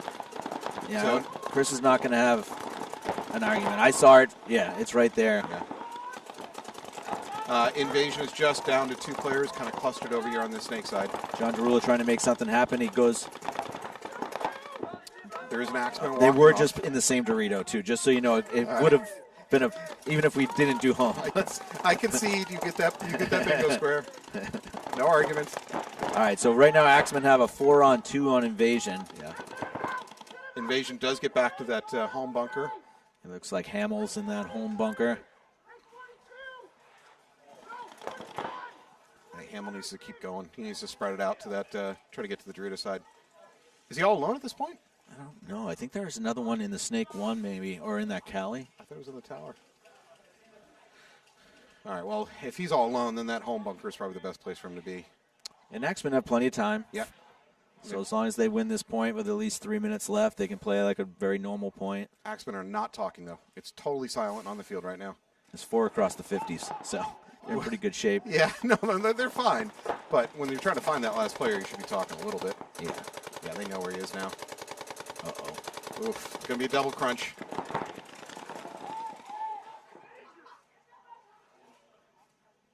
Ooh, Hamill needs to be careful, or else he's going to get a flag. Base. Both of them are arguing a little bit. And that's just not, there's nothing to argue there. You got bunkered, you're both at point blank, you're both shooting each other. Oh, I shot you first. Yeah, dude, somebody shot somebody first, but... I think they were going more for the overshooting, but... Oh, maybe that's the case. All right, fair enough. Maybe that's what he's arguing, but if it was something other than that, then there's really nothing to argue about, you know. And while it was close quarters, what I did see of Andy coming off, it only looked like he had 3 or 4 on him, and yeah, you're not going to get that one usually. If you have 10 plus on you, now you're definitely going to be in the argument state. But it was close quarters, probably scary. It's frightening. A little scary. Yeah, very frightening. You're in my personal space. So I hate to say this, but that was definitely opponents in the same bunker. 30 seconds. Yes. All right, damn it. Here, I'm going to let you mark it off. Or did we already... Opponents at same bunker now. I'm already in trouble. Super trouble. You're a false start death away from winning this thing. 20 Me going down seconds. $50. We're going to need another, you have another one with you? I do. I do. We can go double or nothing. Why am I so bad at this game? 10 seconds. All right, Riptide on my left, Ruckus on my right. Ruckus is down 2-0. I'm sorry, I'm just so dejected right now. I can't. Commentary is I'm stopped. done. I'm just done. Game on. Big bite by Invasion. Looks like Marcus at least took a bounce. They're checking him. He's eliminated. So good shot off the break by Ruckus, and they quickly fill the snake. Good move by Ruckus. Riptide could at least have the decency to, I don't know, crash to a bunker, maybe lose a tank cover, 50 off the break. If they would do that for me, I could root for them. Looks like JP Lidston's getting taken out of that Dorito corner. It looks like Lins or Lines. I always mispronounce your name. I apologize, but he's in the snake 50. Uh-oh. Ref going into chat. That might have been a penalty. Yeah. Penalty being enforced over there. Yeah, Bobby Frederick's taking the walk. Looks like Gemma got pulled on the penalty. Oh, but they lose 2 more, so now it's a 3. 3 for Ruckus. I believe Gemma got the penalty and Bobby Fredericks paid for it with his life. Yep. 3-on-3 maybe? Yeah, Riptide has a good spread at least. They're at least on either side of the on the field. They could cross it up, make it hard. Lines is going to have to win it or lose it right here. He's got to be sneaky. He's got to make sure wherever he shoots next, he eliminates a player. Well, he's got no visual over there on that Dorito wedge. Well, somebody's about to run right into his gun. Oh. Andy's supple. Oof. Andy's going to win this point for these guys. That is a turnaround, right? I mean, Riptide. Yeah. Wow, good turnaround for Riptide. They had every right to lose that game. Yeah, Lines had him lined up and should have taken Supple out for sure. Yeah. But Supple, good job. Well, Lines wasn't aware that Supple was moving up that tape line, so he chose the wrong time himself to kind of wrap around that snake 50. Just bad timing. Ugh. You always have to protect yourself down that tape, especially when you know you're the last one over here. But good move by Supple. We're not going to take anything away from him, so looks like they're going to go up. Is that 3-0 or 2-0? 2-0, right? We're looking for info. All right, so I have Axemen walking on to my left and Invasion to my right. Axemen down 1-2. All right, Invasion 30 seconds. Is up 2-1. Let's see who they got coming on the field. Looks like Andy Hamill, Taylor Strange, Chris Alt, 20 seconds. Chan and I don't know who number 15 10 is. seconds. I'd like to see Axemen run up the middle. Just do something. Looks like DeJesus, but he's got like a killer jersey on, so it's hard to tell. Game on. Oh, no, there's definitely a hit. One of the Axemen, takes a hit to the head, walking immediately off. All right, by the invasion loses that Dorito flag. Three bodies walk off for Axemen in the first 5 seconds. And no penalty flags. There's no, no, it's just pure we got shot. All right, so it's a 4-on-2 then for invasion. Axemen have the Dorito corner, and I believe the tower. They got the Cali. Yeah, you're right. The small mini wall on the back line. He bumps up into the tower. So at least Axemen, if you're going to be down that many bodies, have a decent spread, so they can maybe cross it up. But oof, what a bad start. Yeah, I think this is Lim here for the Axemen. He's going to need to win a gunfight. They just peel off with the invasion player from the Dorito wedge. Nice shot there. So it's 3-on-2. This is a winnable game now, although we're losing the snake side to invasion here. Yeah, Andy Hamill's pressing.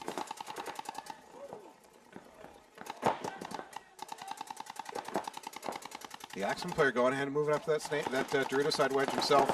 Yeah, if he wins this gun battle right here, which he's lose. And crosses the 50. So invasion is going to go up 3-1 here. Towel. They towel it out. Towel it out. Yep. Towel. Wow, that is just a brutal opening for Axemen. I mean, in the first 5 seconds of the game, 3 of their players walk off. No flags, just kind of like, boop, we just got hit. So, I mean, credit to Invasion. They just were shooting in the right places at the right time. So, also, the Axemen have had survivability problems. I've been saying it all match. So they're going to have to check their routes, as well as, if they're diving into bunkers. This field, there's a lot of shots off the break that you can take, and there's a lot of spots that you can take and live. But if you're not going full send and you're kind of lackadaisical into those bunkers, you can have something like that happens where you lose 3 off the break. Yeah. I have not been tracking their breakouts, but our Axemen being predictable in their breakouts. They go into the same 20 bunkers over and seconds. over again. I don't know. I haven't tracked Yeah, their breakouts. no, I think they're just having a hard time surviving. So I don't know if it's maybe they should get a little conservative and do some 10 quick bumps. seconds. But Yeah. All right, we got Ruckus versus Riptide.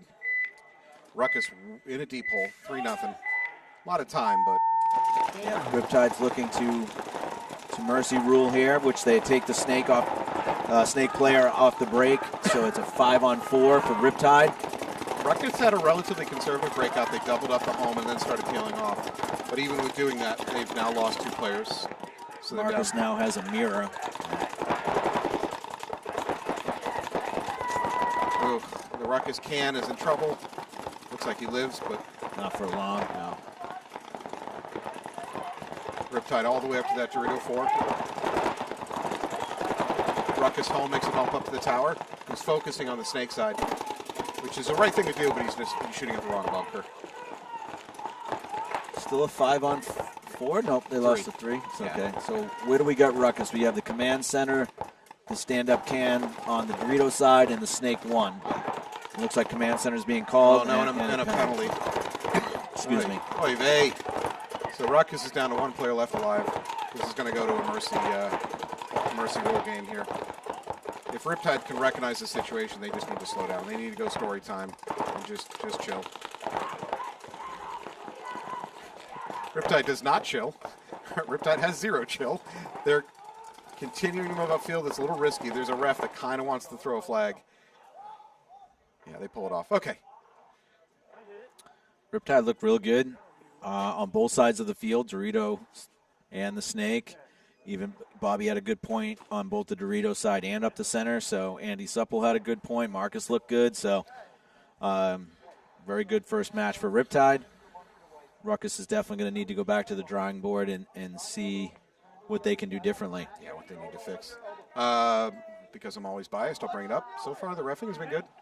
There's no great controversies. Actually, no controversies that I can see. I mean, players argued, but players going to argue. But Point approved. Yeah, overall, it seems like if players have hits on them and they're not getting out, they're calling minors. And have we seen a major? We haven't seen a major yet. We haven't seen a major yet. Yeah, so just using the minor flags to try and enforce things and set the tone. Is that because it's a little bit more of an open field? We haven't talked a lot about the field so far. What I've seen of this field is it feels lower to the ground than some of the previous fields. There's not as many big, dominating bunkers. Like the snake side is kind of relatively vanilla, and it doesn't have some giant brick or something sitting at the 50. So across the field, there's just a lot of low bunkers. There's not a lot of stand-up action on this field. Yeah, there's a lot of open space in the center. There's a lot of cross shots. If you 20 want to seconds. try and hold a lane, there are some lanes that are really hard to get through. If you're playing against a team that is really good off the break, you know 10 you shouldn't seconds. make the snake off the break. No. If you're playing against a good laning team, so Yeah, there's a wide open lane if you're trying to get into the snake on the break. Frankly, there's a lot of lanes to stop you from getting into the snake after the break.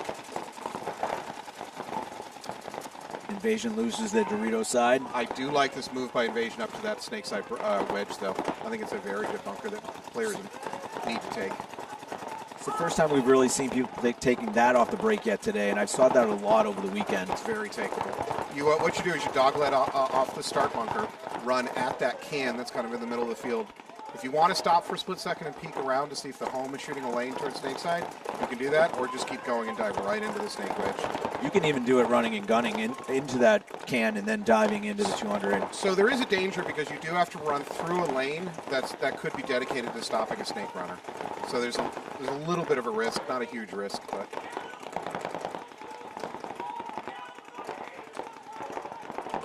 Ooh, speaking of risk, how is he getting away? Well, he didn't get away with this. Justin Smith. I think his plan was to bunker the snake, but there was nothing in the snake. Trying to make something happen. Only 2 minutes left on the clock for Axemen. They need to win a quick point. By the way, there's a little change that I've seen. Nowadays, we're allowed to walk off the field and talk to refs, like in a friendly way, have a friendly conversation. Where a few years ago, when that rule was invoked, that you weren't allowed talking coming off the field. You couldn't point, you couldn't do anything. If I walk by a ref and I said, "Hey, ref, thanks," they'd throw a flag on me, just pretty nice. So that's kind of nice. Yeah. Like I just watched Jake and Justin Smith having a conversation. Jake being our head ref. Jake, who just survived a motorcycle accident, by the way. He's Yeah, out he was here. telling me, that's crazy. He's out here gutting it out. One functioning knee. Live free or die, he had no helmet on either, so luckily he Oh, was I didn't good. know that. He didn't have a helmet? No. Wow, so he could have brain damage right now, and we just haven't noticed. Could have made him smarter, too.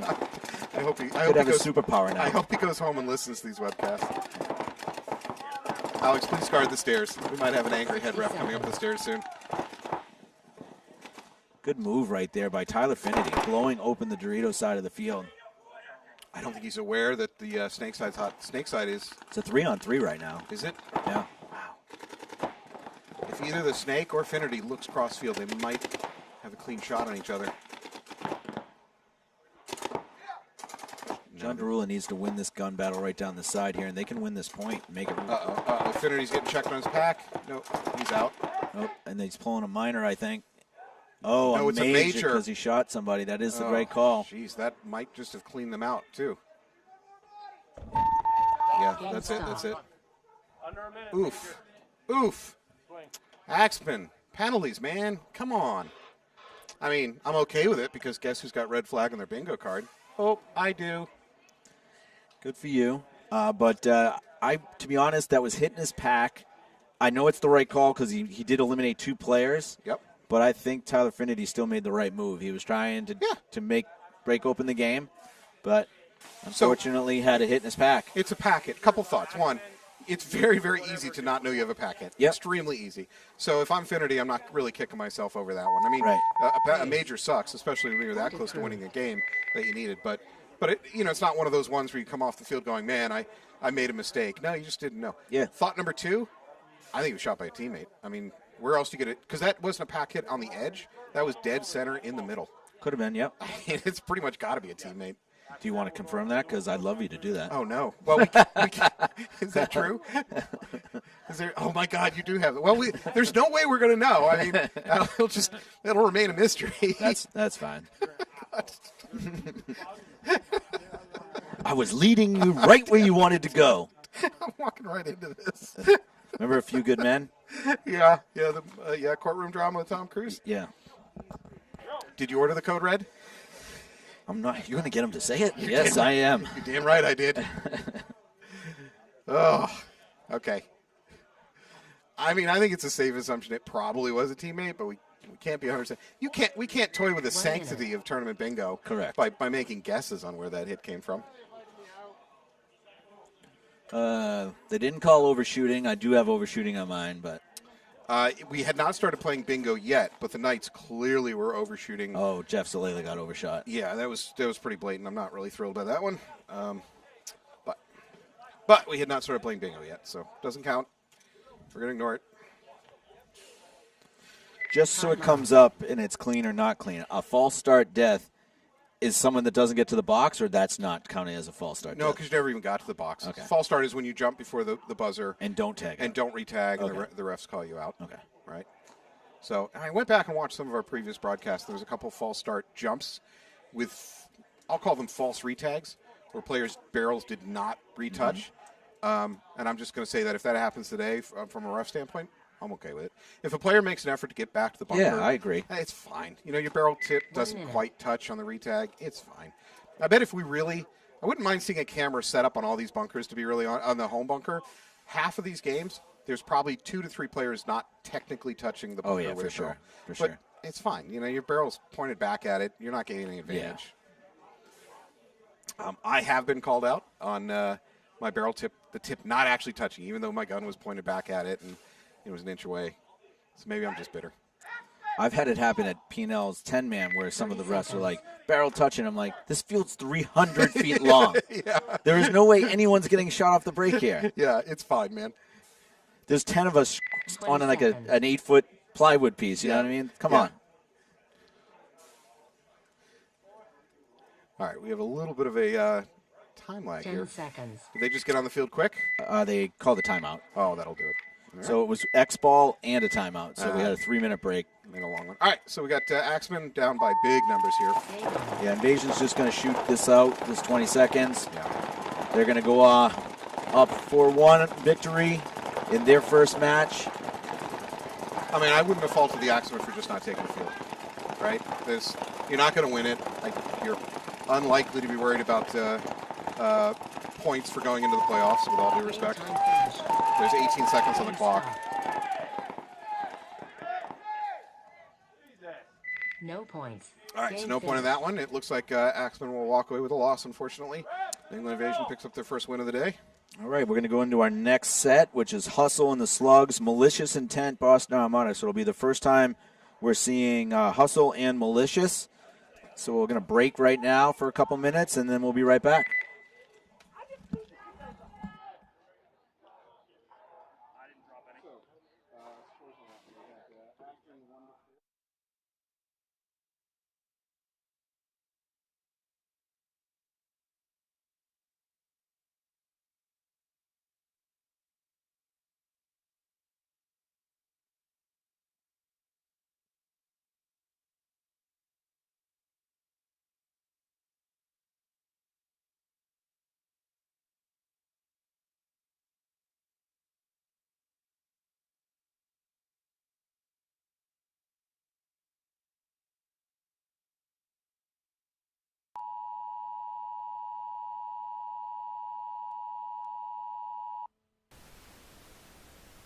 The National Weather Service in Taunton has issued a tornado warning for southern Middlesex County and eastern Massachusetts.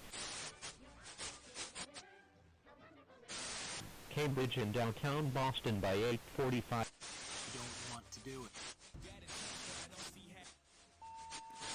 5 p.m. The safest place to be during a tornado is in a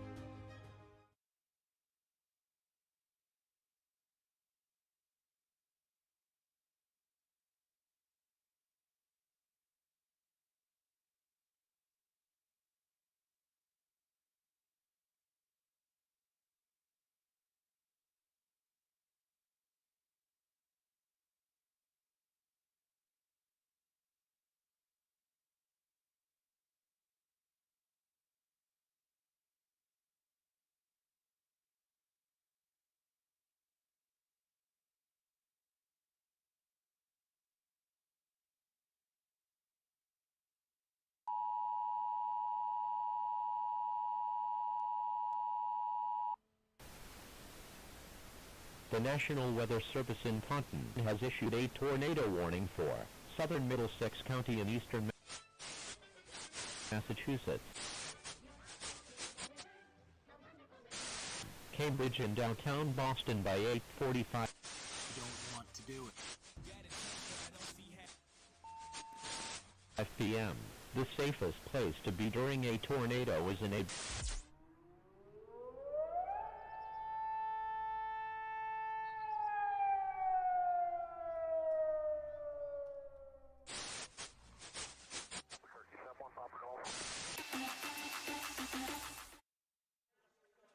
All right, well, welcome back. Timeout. We immediately go to a timeout?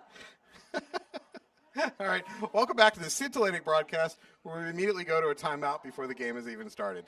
A real strategic use of a 1 timeout. minute. With a 1 minute timeout.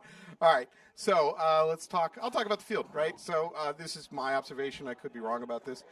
We talked about this briefly. I believe this is a very different layout from what we've played so far this year. In terms of it just doesn't have big dominating features that draw all the players in and ends up with lots of up close gunfights. It's kind of a wide open field.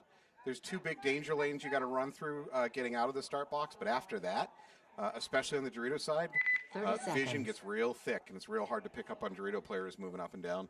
So just feel like it's a very different layout than what we've played so far this season. 20 seconds. And we will see as the day goes along how the teams start to interpret that. I think they've already figured out, although probably via practice, that the Dorito side is the easy push side. And that's 10 where we're seeing seconds. big runs. So, here we go. Little rainbow almost right here. Oh, yeah, it's a little bit. This is a tough Game on. matchup for a couple of these teams. We got Slugs and Hustle. yeah, Slugs and Hustle. That's a tough take. And then the second game, we have Malicious versus Armada, which is going to be a tough game for Armada. Slugs lose 1 off the Dorito side, maybe 2. Already up past the 50 on the Snake side. Just don't bump that bunker and you're Yeah. going to have a free kill. Yep. Good move by the Hustle player, number 44. Grant. Yep, it is Grant. Grant. Good move. And he's really just posting up, waiting for somebody to make a mistake over on that side. See, what I like to do when I'm playing the Snake is you look inside, you don't have a free one, then come immediately to the outside, see what you'd have. I don't like the overwrap on the inside like this. His teammates are doing a lot of work behind him. Slug player walking off. Now he's doing the wrap, looking for that middle tower. No, he's shooting at home, and he gives away his position, unfortunately. Gets the 1 kill, though. Kind of throws his body away, trying to run down the sideline. Now he takes a trade. That's a good trade. Not a good trade for the player from the Slugs as he's No. holding his junk. No, not a good trade. Base. But, for the Hustle player, you're up on bodies. You're just trying to close it out. Oh, yeah. Yeah, I don't mind that trade whatsoever. So, good start for Hustle. Point approved. Tough start for Slugs on that one. Slugs have already lost their first match of the day. 1 minute. Anthony's looking at the bingo card. Yeah, got to. Looking for something. Say, I'm going to draw your attention to a statistical oddity. Every single winner so far, and granted we've only had 2 matches, so 4 games, has come from the left side, has come from the blue side. I did just talk to some of the teams as I was walking down and getting a drink, and I asked them about the paint, and they said it's phenomenal. And I'm like, damn it, I'm not going to get barrel squeegee now. Did anybody say anything about bouncing, though? No, they said it's not bouncy. And I said, well, we saw a couple bounces, Yeah. and they're like, yeah, we don't feel it's bouncy at all. 30 seconds. That can always have to do with the angle at which a ball hits, sloped armor and all that. World War Yep. II analogy. All right, Armada. 20 seconds. What do you do? You're playing one of the best teams in the league. I think they need to do what they did in the first point, come out with a little bit of aggression, but controlled aggression, have 10 some jobs. seconds. Yeah. Malicious is probably going to try and take some ground as well. I wouldn't be surprised. Jonell's got a lot of points with Team USA on this. See him going to the tower, I'd say, off the break. We call that the money. Game on. No, he does not. He makes a fool of you. No, so he's doing the 100-200 run He's going up that we the talked about, guns up, remember? Yep. So that's another Team USA play that we were doing a lot of. Unfortunately, and he immediately catches an Armada player moving up the middle. Yeah. There's a ref running in for a check on the home. It might be a flag. Yep. Nope, no flag. So 2 Malicious Intent down, but Jonell's in a good spot. But Armada loses a body, so it's a 4-on-3 right now for Armada. Let's see if they can capitalize. So is Armada aware of Janelle's position? Because if they try to make that bump into the Snake, they got to go right through his gun. Although Janelle has come off of it. There's a window there. Uh-oh. Boy, there have been a lot of refs flying in on the Malicious side. I don't know if Malicious is requesting checks. Janelle takes the bounce off the arm. I don't know if Malicious is requesting checks and the refs are being super accommodating, but they're getting a lot of attention. Janelle goes up to the monster right now, looking Dorito side, seeing if he can get it. I don't know if that's Matty Mace. So that center 50 brick you're calling the monster, there's actually not a lot of great shots from it. It's a little bit hard to find something to shoot. Is he going to launch through the middle? I would be surprised. Once you know that you're there, then that bunker's not that great. You're talking about the center 50 Yeah. brick. Yeah. I don't think it's a great bunker, period. Uh-oh, there's a miner. Miner and an F-bomb. And now it's a 3-on-2. Yeah. He's about to get bunkered, though. Yeah, Adam Rand's here. Yeah, Adam Rand should correctly recognize the situation. Wait, they're at the same bunker. Again. Opponents at the same bunker. Is that a thing? Or did you already get that? I already got that one. Towel. Towel. Yeah, Armada towel out of that one. They were in a great position to win that point. I think at one point they had a 4-on-3. 1 minute. And then Malicious doesn't drop another body. I'm going to cast Aspersions. I don't. It's part of the course for this webcast. I apologize. You know what I'm saying? I don't think Armada knows the field as well as they should. I see some of the decisions they're making on where to go and what their reaction is to certain situations that are developing, and I'm thinking, well, I don't know if that was the right thing to do. Granted, as always, I'll give the caveat. Sitting up here in the webcasting booth, it's easy to see everything, and it's easy to sound like a genius when you're up here. So, with a grain of salt, but I don't know. Some of the decisions I've seen them made, I'm like, I don't know if that's the right thing to do in this layout with those particular bunkers. So, 20 seconds. Yeah, I think the one thing they're not doing is pushing the snake. I'd like to see, once they do have that body's advantage, to try to get down into the snake, because that's when you can really capitalize on the body's advantage. You know, Janelle was in the wedge here inside. He was flipping back and forth because he had to. He was down 4-on-3. Yep. You know, if you get into the snake on him, he has to look snake. Now all of a sudden your Dorito guy's good. Hustle on the red side of the field. Slugs on my left and the blue side. Slugs look like they have a good clean breakout, 5 alive. Slugs go ahead and push the matter up to the D side wedge, or the D3. Slugs make a real good move. Jeff from Hello Nasty's all the way up to the Dorito 4 against Hustle. Hustle's calling out a kill already. I'm not sure where I saw that come from, though. Yeah, they are correct. So the snake side dropped for Slugs. So they have a 5-on-4 advantage. Hustle mirrored up over there on the D4 with the Slugs player. Yeah, and he's right into the snake. Good move there. They shoot another slug out of the home. Real good move by Hustle. I think that's Grant again. So it's a 5-on-3 for Hustle.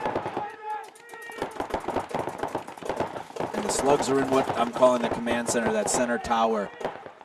And that's going to be a hard place to live with this Snake 50. If Grant gets gun domination on him in a second, it's going to be a big kill. Another player walks off for the Slugs, and Hustle, actually. Yeah, again. Another slug player walking off that command tower, like you talked about. Last slug player is going to get double bunkered. Oof. That's rough. Again, the prize for being the most survivable on your team is you end up getting shot the most by the most amount of people. Base.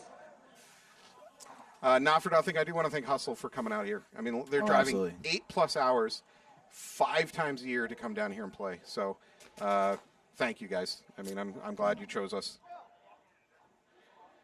That is that's a lot of dedication. I have to drive an hour to get here, and I'm not thrilled with it. They're driving 8 hours. So they are bringing 2 teams, though. They got a D3 and a D4 line, so they're making a whole weekend out of it. If they were maybe as smart as you, Anthony, the Hustle team might buy like a bus or an RV, or an RV and make that their home when they travel down here. I don't know the scene up there. I don't know if they have leagues. So if somebody on this, somebody on the chat forum can tell me what's going on up in Dieppe, Canada. Do they have leagues going there? Yeah, they have a strong league. They have the OPL, and then there's another league. It's just Canada's so big. So I've heard that. If they have an event that's central Canada, it takes 15 hours to drive there. If you're from the east, you're gonna just come south because they can come here in 6 hours. You know what I mean? Yeah. So I'd like to say it's because we run a great league, but I think proximity does have a play in it. Well, maybe because we're not currently on fire. Maybe that's Canadian teams are coming down here. evacuating. I don't know. There's no smoke. 10 seconds. Good luck. Yeah, I mean, Maui's caught a lot of attention, obviously, for the big fire that happened there, but God bless all the people in Canada. It has been endless fires up there this year. All right, Armada looks like they kind of have a late breakout. I almost feel like they missed the buzzer. Adam Rand's asking for a check on his pack. It looks like conservative breakout for Armada. They're really tucked back in the pocket. That said, Armada's lost a lot of players trying to get out to that Dorito corner, so maybe it's wise to be a little more conservative. Oh, we got a player ref coming in to make a check on the command tower on Armada. Looks like he is clean. Armada does have the snake 1, and now they make the bump out to that Dorito corner. So they've done a good job spreading the field. See, Malicious has done a real good job, too, moving up on that Dorito side, which traps that command center person in there. It would have been nice for the Armada guy to bump into that little W, do the same job that he would be doing from where he is now, and have a better angle and a better chance to survive if they do make the snake. Armada is now in the snake 3. So it looks like this might be John L. right here in what we call the money or the stand-up Aztec.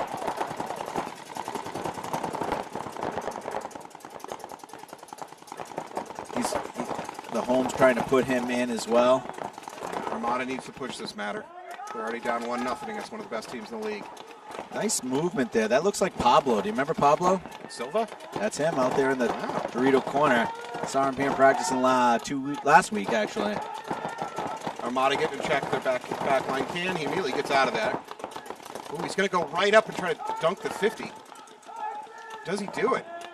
He does. Wow, that was a good move. I don't know if it's going to win the game for him. I feel like he decided to get out of that can because the can was compromised, and he just made it up as he went along. He just decided, well, I've gone this far, might as well keep going, and just ran up and dunked the 50. But they do lose the snake. That's going to hurt. So it's a 4-on-3. Yeah. Maybe even another one just got eliminated. So 4-on-2. Yeah, there's 3 players walking off for Armada, unfortunately.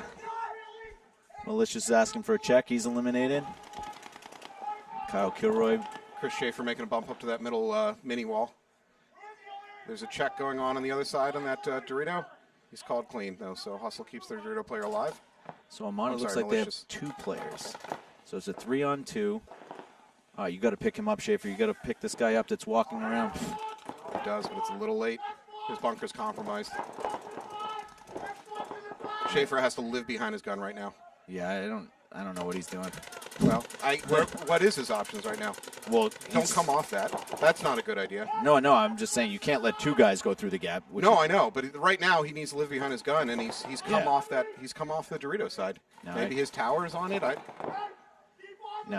agree with you that he needs to go there, but he's in rough shape when you let 2 guys go through your gap. Yeah. So it looks like Malicious thinking about doing Schaefer. Here it comes.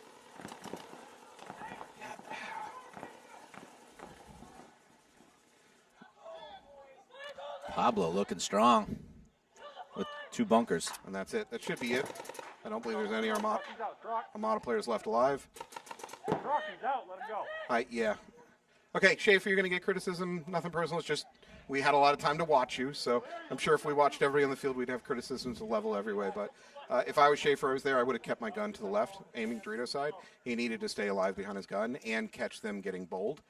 Instead, he took his gun off the Dorito side. Towel. Look snake side, and that was his death. Yeah, I don't know if it was bad communication with his back player, but they didn't know where all the bodies were.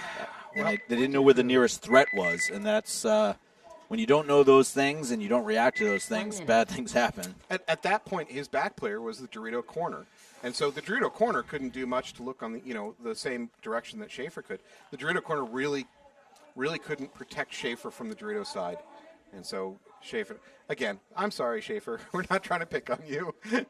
It's just we were watching and we're going to criticize. No, absolutely. We got the Slugs now coming up on the red side, Hustle on the blue. Slugs are down 2-0. Slugs lost their first match. This is Hustle's first match. A lot of love coming for Hustle on the internet, I'm seeing, on our chat thread. So that's good. They got a heavy web presence. Hustle Mafia. Do we have a symbol? I don't know what's the... Let's see if Grant is going to be back on the... How does that look? Does that look urban? Does that look like an H? I'm asking my 10 producer. seconds. Hustle. I'm so old. You're not a gangster. Not at all. You're not even OG. That hurts. All right, Slugs coming out strong. Looks like Jeff from Hello Nasty takes the Dorito 2 off the break. Hustle corner is going to take a walk from that Dorito side. So Hustle's down 4 bodies. Good off the break shooting. They doubled up the home, the Slugs, and it paid dividends. Oh, another Hustle player walking off from the tower, the Snake Side Tower. So Hustle's down to 3 players, kind of in pocket play. So right now you got Jeff from Hello Nasty all the way in the D4 for Slugs. One of the Slugs home gets a check. I'm sorry, one of the Hustle home gets a check. He's called clean. Slugs make the bump into the Snake 1. This is falling apart for Hustle. They're up 2-0, so grinding time is probably the game plan here. But it's 9 minutes to grind away. That's a lot. Yeah, the center player right now has the ball for the Slugs. Like to see him come up to this 200 bunker here. Ooh. We're in the splash zone, folks. Anthony's eating paint. Oh, boy. That's one way to silence your critics. If you're on the field, you just turn your gun, spray it at the net up here. Yeah. We'll shut up. All right, Slugs in control of this game. Hustle is into the Snake 1 now. Slugs react by just locking guns down on it.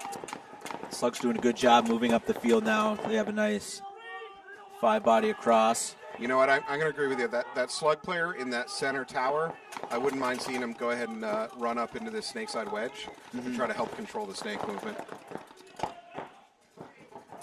Whatever's going to make the Snake player more comfortable so he can get down the field, because that's what he needs to do next. Right now, the Slug Snake player could crawl on the inside, although they chose a different way to do that. Yeah, That either way. Yeah. But the only thing that would stop that Slug player from going Snake 1 into Snake was really the home. Home wasn't looking at that moment, and that let the Slug Tower player go ahead and dive into the Snake. I'd like to think that Dorito corner for Hustle is in a lot of danger from the Snake right now. If he can just drop it. The Snake just shot Hustle in the face from the home. Yep, home's out. So now 4-on-2. I think it's a 5-on-2. 5 Slugs left alive? Yep. Yeah, you're right.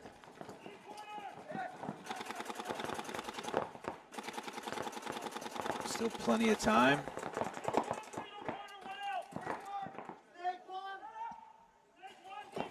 I don't know what you do as the Hustle here. You just No. cross it up, try to win gunfights. There's not a real tactical solution to this. No. What they're not doing a great job of is stopping the Slugs from making their bumps, and that's not a winning formula. When you're in those 2 back bunkers, you almost want to fight them on your side of the field. Yes. There's not a whole lot you can do. You can't overwrap those bunkers and not get shot by these guys in the center. So the Slug player goes ahead and bumps into Hustle's side of the Snake. Unfortunately, he's going to need to back off that bunker about 3 or 4 feet and drop a lane over to that corner. There you go. Nice shot. There you go. Doesn't get him, though. Number 21 from the Slugs. Yeah.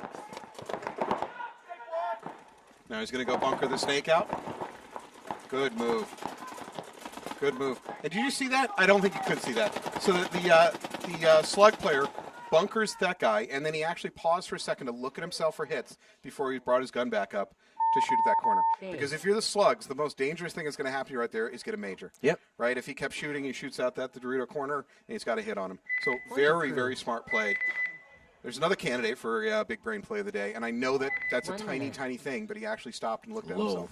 Low. Mr. Lowe from NEAA playing with the Slugs today, number 21. Yeah.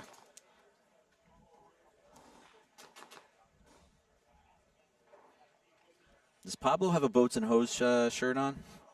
That'd be awesome if he does. I think I still have some Boats and Hose stickers at home. Yeah. I played on that team for a little bit. We got game, you got old, I believe was their slogan. 30 seconds. Whatever happened to Dougie? Doug Eclair? Yeah, he was coming around there for a couple of years. I thought he was back in the sport. Then we lost him again. Anytime he has a girlfriend, then you lose him. Yeah, that'll do it. 20 seconds.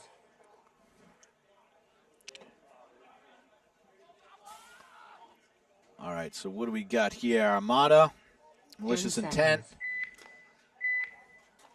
Jonelle on the Snake side here. Is that Tommy Greenleaf? I don't think Tommy played the last event. I think you might be correct. Yeah, it looks like John L's going to take a walk. All right, that's a big kill for Armada. We definitely want to get Janelle off the field if you can. They need to get in the snake. Yeah, Armada just tried to make a move up to that D3 wedge and paid for it. That's a loss. Someone from Malicious must have had a gun dedicated to stopping that move. Malicious player looks like they're getting pulled. They're kind of lucky there's no flag because I think they were arguing. But see, you let Tommy come all the way over here. You had a perfect opportunity to get down the snake. You would have got down unseen. Is that Jeff Zelaya there in the snake wedge for Armada? Yes. Yeah. He's in a key, I believe he's in a key bunker to prevent Malicious from taking that snake from the tower. He's doing exactly what he should do, keeping his gun there. Armada loses another player. Yeah, off the back line. Oh, I hope this isn't another one of those games where Armada had everything going their way at the beginning of the game, and then it's just kind of falling apart.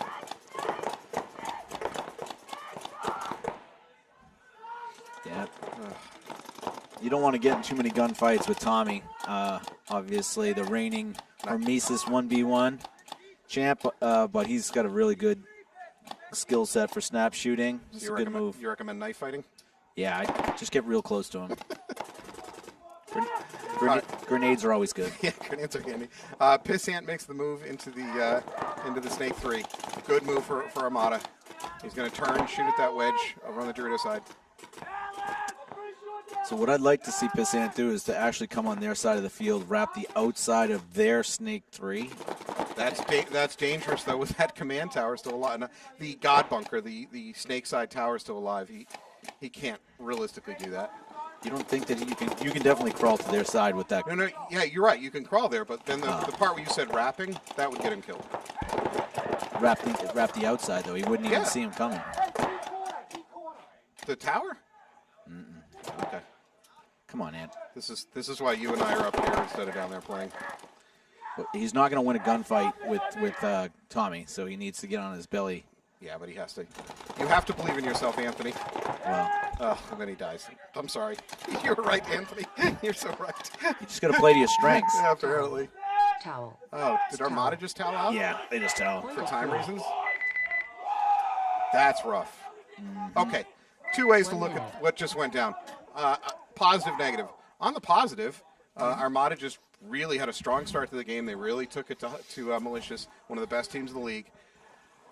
On the negative, they pissed it away. I think when Armada's rewatching these, they're going to see they've won breakouts. That's something they haven't done in the past, but they're winning breakouts.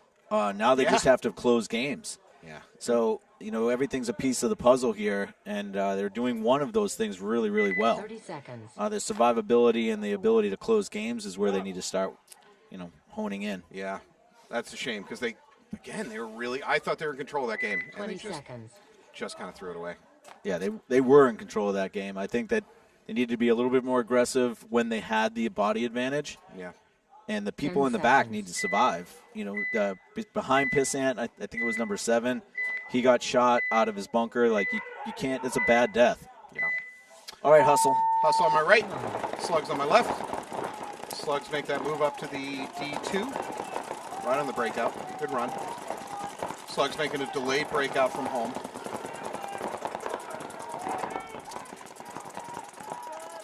Good move by Hustle to get out to the D3, and they get to Snake 1. Takes a bounce. Referee's going to go in there and check his arm. Pending this, we still have 5-on-5. Everybody's alive. Hustle's got a little bit better positioning on the D side. They went ahead and made it up to that wedge. Nice wrap there by the Hustle player, shooting in the home. Now he's just going to go forward. Textbook move. He's now in Snake 2, communicating with his players. Slug starting to push up that Dorito side. They go ahead and take the Dorito wedge and then the D2. Wisely avoiding the mini Dorito. The Slugs have been really able to take ground on that Dorito side every single point. They need to start capitalizing a bit more on that. I believe the Dorito side is a very pushable side of this field. Is this Grant again, right? Number 44 here for Hustle? You are correct.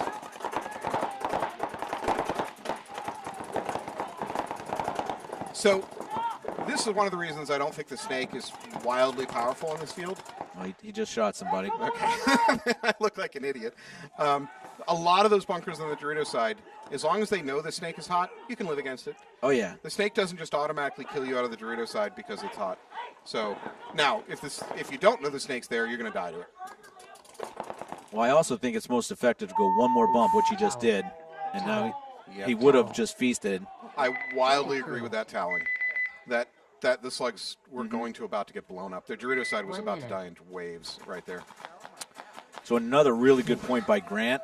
He's looking like probably the premier snake player so far today, as far as this layout and the matches that we've seen so far. So he's playing it the best so far.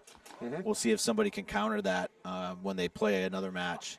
Malicious is up 3-0 over Armada, even though Armada has had plenty of opportunities to win points today.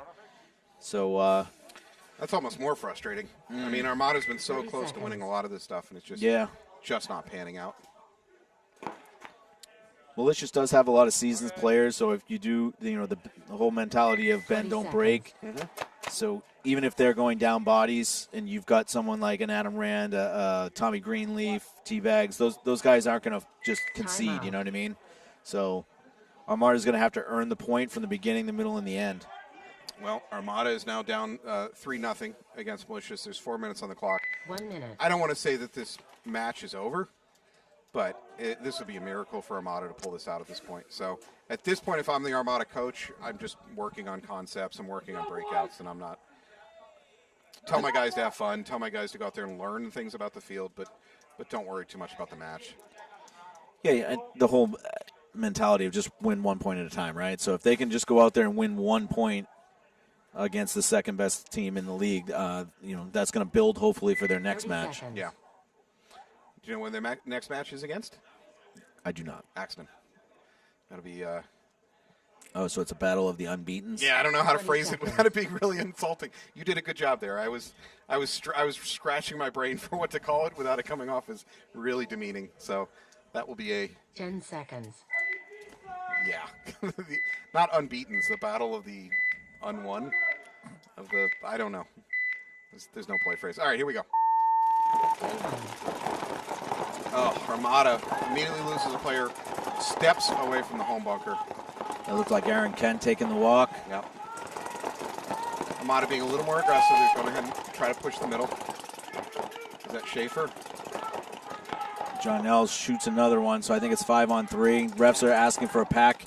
Yeah, that was Schaefer makes a move up to the snake wedge. Honestly, he was in an awful bunker trap there at that can. He's getting a check. It looks like Brian, actually. Oh, is it? I'm sorry. Yeah. The refs are asking for a check on his pack. That's clean. This is not a good situation for Armada. Oh, he's checking his head. Armada player checking his head. I think it's a bounce, though. He's good. Nothing about this is good for Armada. They're down points. The clock is running. Malicious has position. Malicious is up on bodies. Armada's not in great positions where they got. Yeah. Yeah. Oh. One left. Two walk off. That's it. It's over. Oof. All right. That was a rough ending for Armada.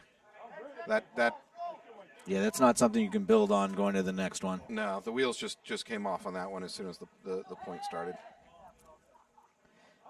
That's a point that they may have just got predictable on their breakouts because Malicious had lanes inside. They were both guns from home were turned inside. They weren't even trying to shoot wide. Well, that could also be, think about it from Malicious standpoint. You're up against a team that's down 3-0 with 4 minutes on the clock. There's a good chance that Armada's going to try to do some crazy rush up the middle. So if you're Malicious, you put your guns up the middle and let them run into it. As it turns out, Armada just got shot stepping out of the home bunker, out of the start bunker. So, that's right. Now, what's going on in Armada's pit right before that started? Armada might just said, I don't know, just kind of go out there and play. They may not have even bothered game planning on that one. I think because the first match, if they got scouted, plus this match, they were completely ineffective coming out wide and trying to get into the snake. Yeah. So now you start turning your guns inside, and if you got two guns on this field shooting inside and any bodies come up that center, they're big lanes. Yeah. All right, that was a rough match. Now, to be fair to Armada, again, they were playing against one of the best teams in the league. So, to lose to Malicious is no great shame. All right, Slugs down 3-1. There's 4.5 minutes on the clock, which is plenty of time, but they cannot afford to keep losing points. Hustle plays a little pocket. They come out wide just to the money or the snake Aztec on this point. Slugs lose 2 off the break. Hustle's just going to dig in their heels, lock it up. No reason to do anything stupid. I don't love this can position for the Hustle player in the middle of the field. I would get out of there if I could. It's a very vulnerable bunker once the field starts getting pushed. Hustle makes a nice move around the outside of the S1, which is unusual.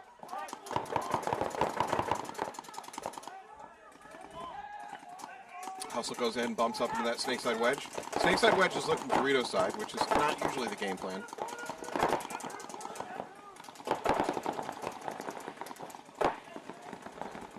Hustle is pushing this game. To be really honest, they don't need to. They could play a bit more conservative and be fine. That's not usually my preference, so I'd be with them. Yeah, this feels it is a little harder to play defensively on this field, I find.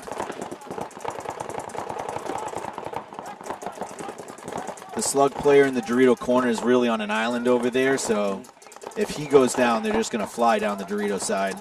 Yeah, you know, maybe the most important bunker for stopping the Dorito side is this snakeside wedge. Because you can get up there and you can put a gun on the Dorito side. It's the Dorito side from looking straight on is a maze, and you can really get lost in it as a player pushing it. So the snakeside wedge might be the best bunker to slow down the Dorito side. The actual Cali, if you want to commit his gun to Dorito, will keep him. They can't shoot anything prior to the D2, but you can shoot the D2 to D3 gap pretty easily from that Cali bunker.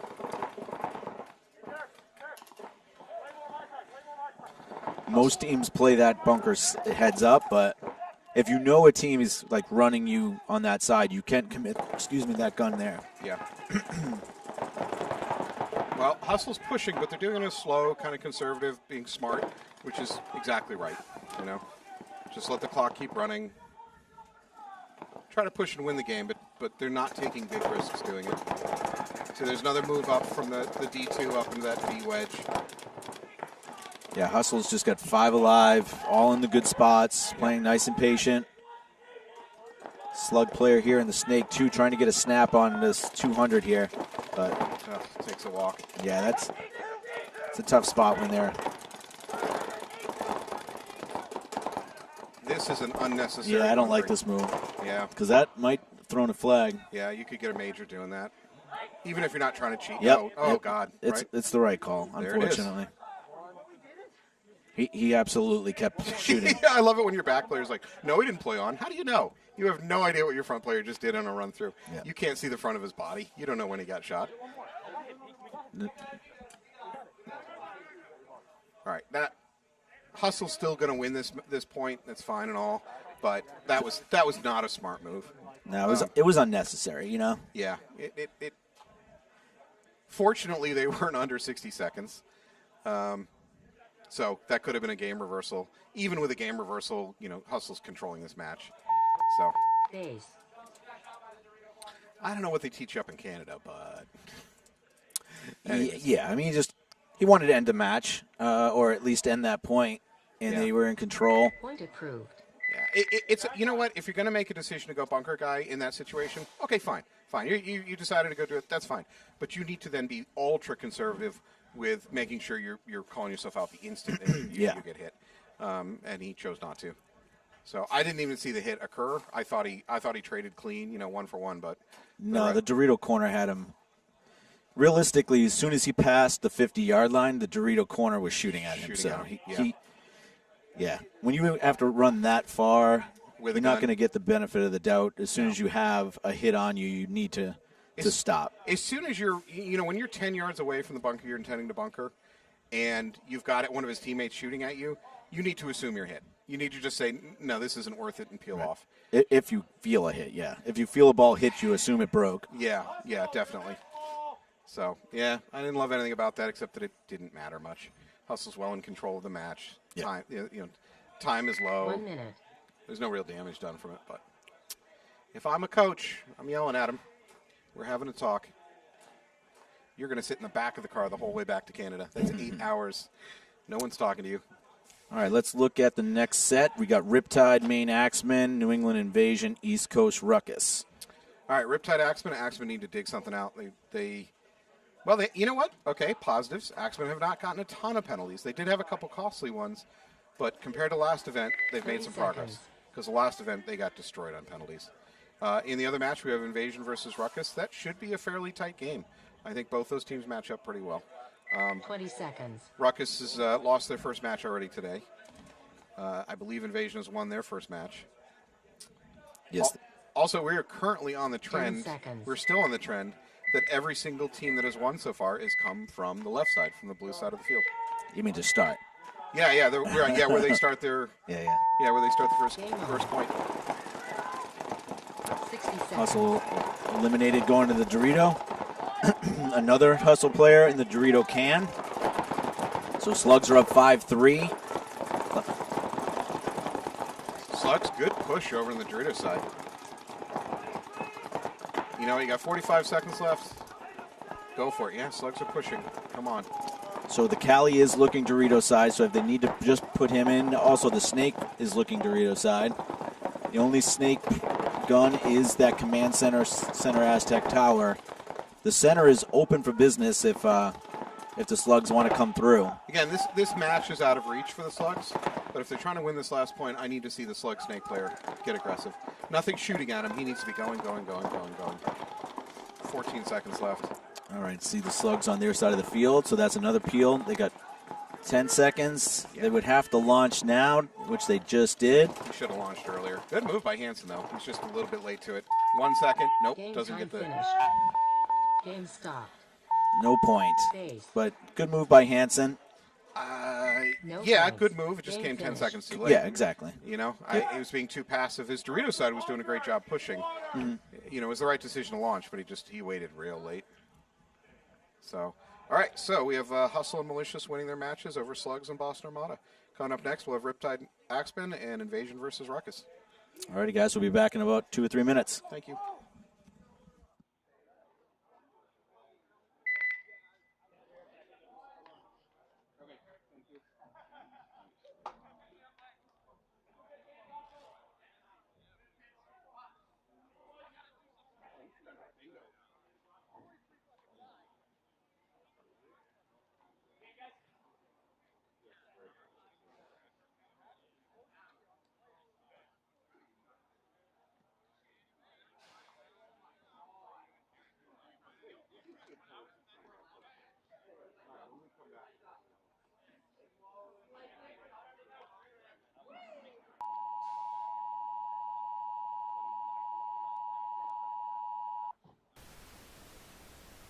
The National Weather Service in Taunton has issued a tornado warning for southern Middlesex County and eastern Massachusetts. Cambridge and downtown Boston by 8:45 4 minutes. Don't want to do it. p.m. The safest place to be during a tornado is in a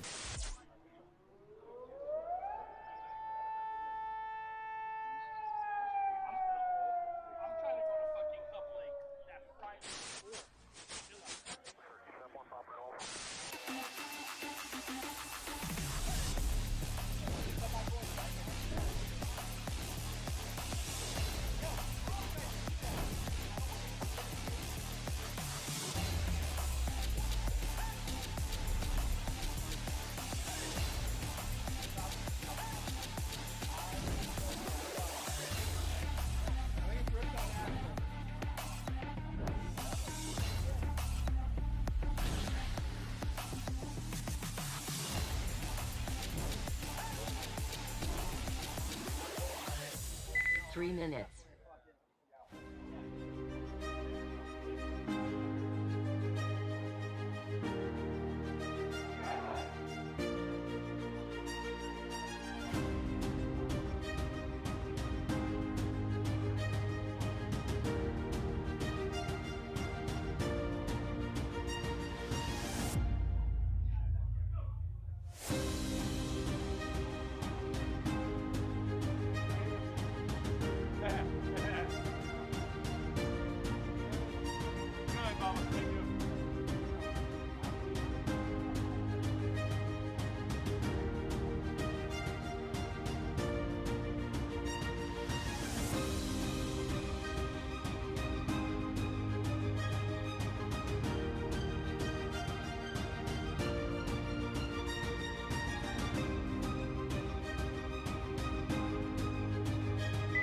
minutes.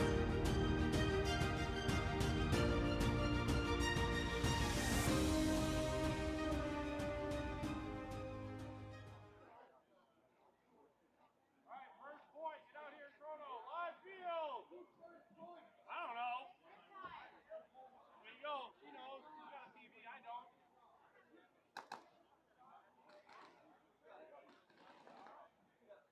No, not at all. Unfortunately, I'd like to have one right now. I had a nap. Yeah.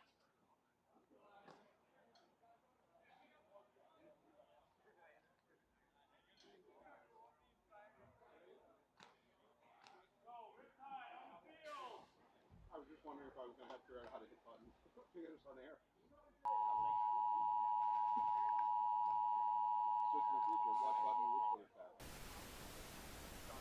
The National Weather Service in Taunton 1 has minute. issued a tornado warning for southern Middlesex County and eastern Massachusetts. Cambridge and downtown Boston by 8:45 Don't want to do it. p.m. The safest place to be during a tornado is in a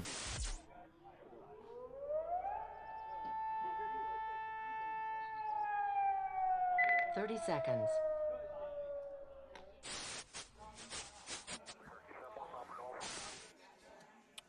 Welcome back.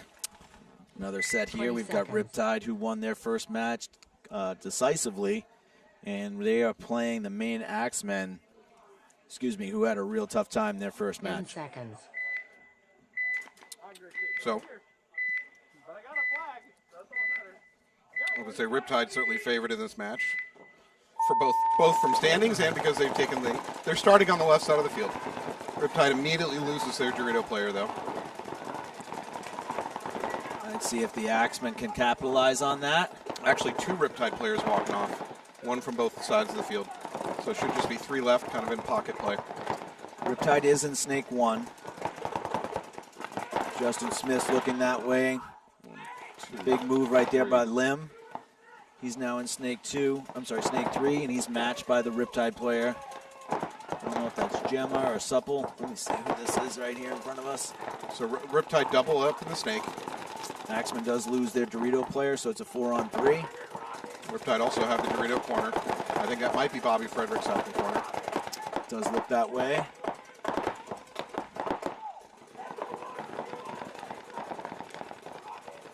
I think that's Supple that's in the snake, and Gemma's behind him, and then Bobby Fredericks is on an island over there in the Dorito corner. Frederick getting a rough call, so he's clean. Supple. Another player walking off. Lim is walking off for Axemen.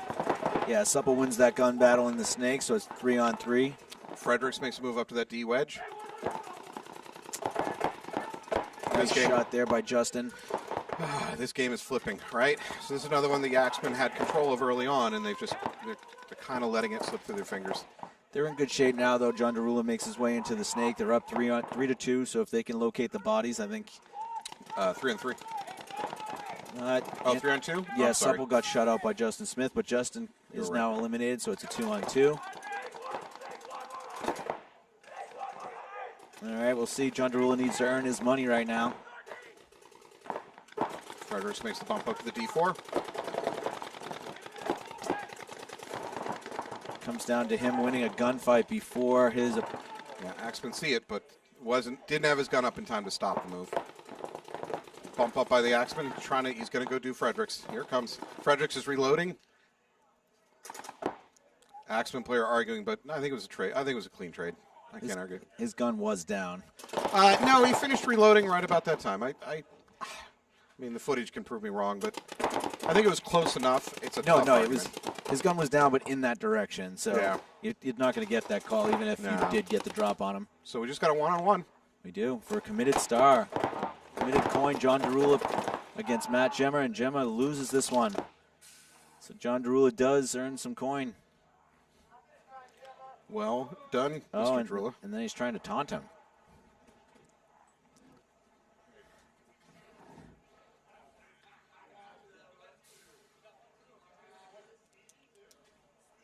And they're just going to chew the clock? All right, so let me ask.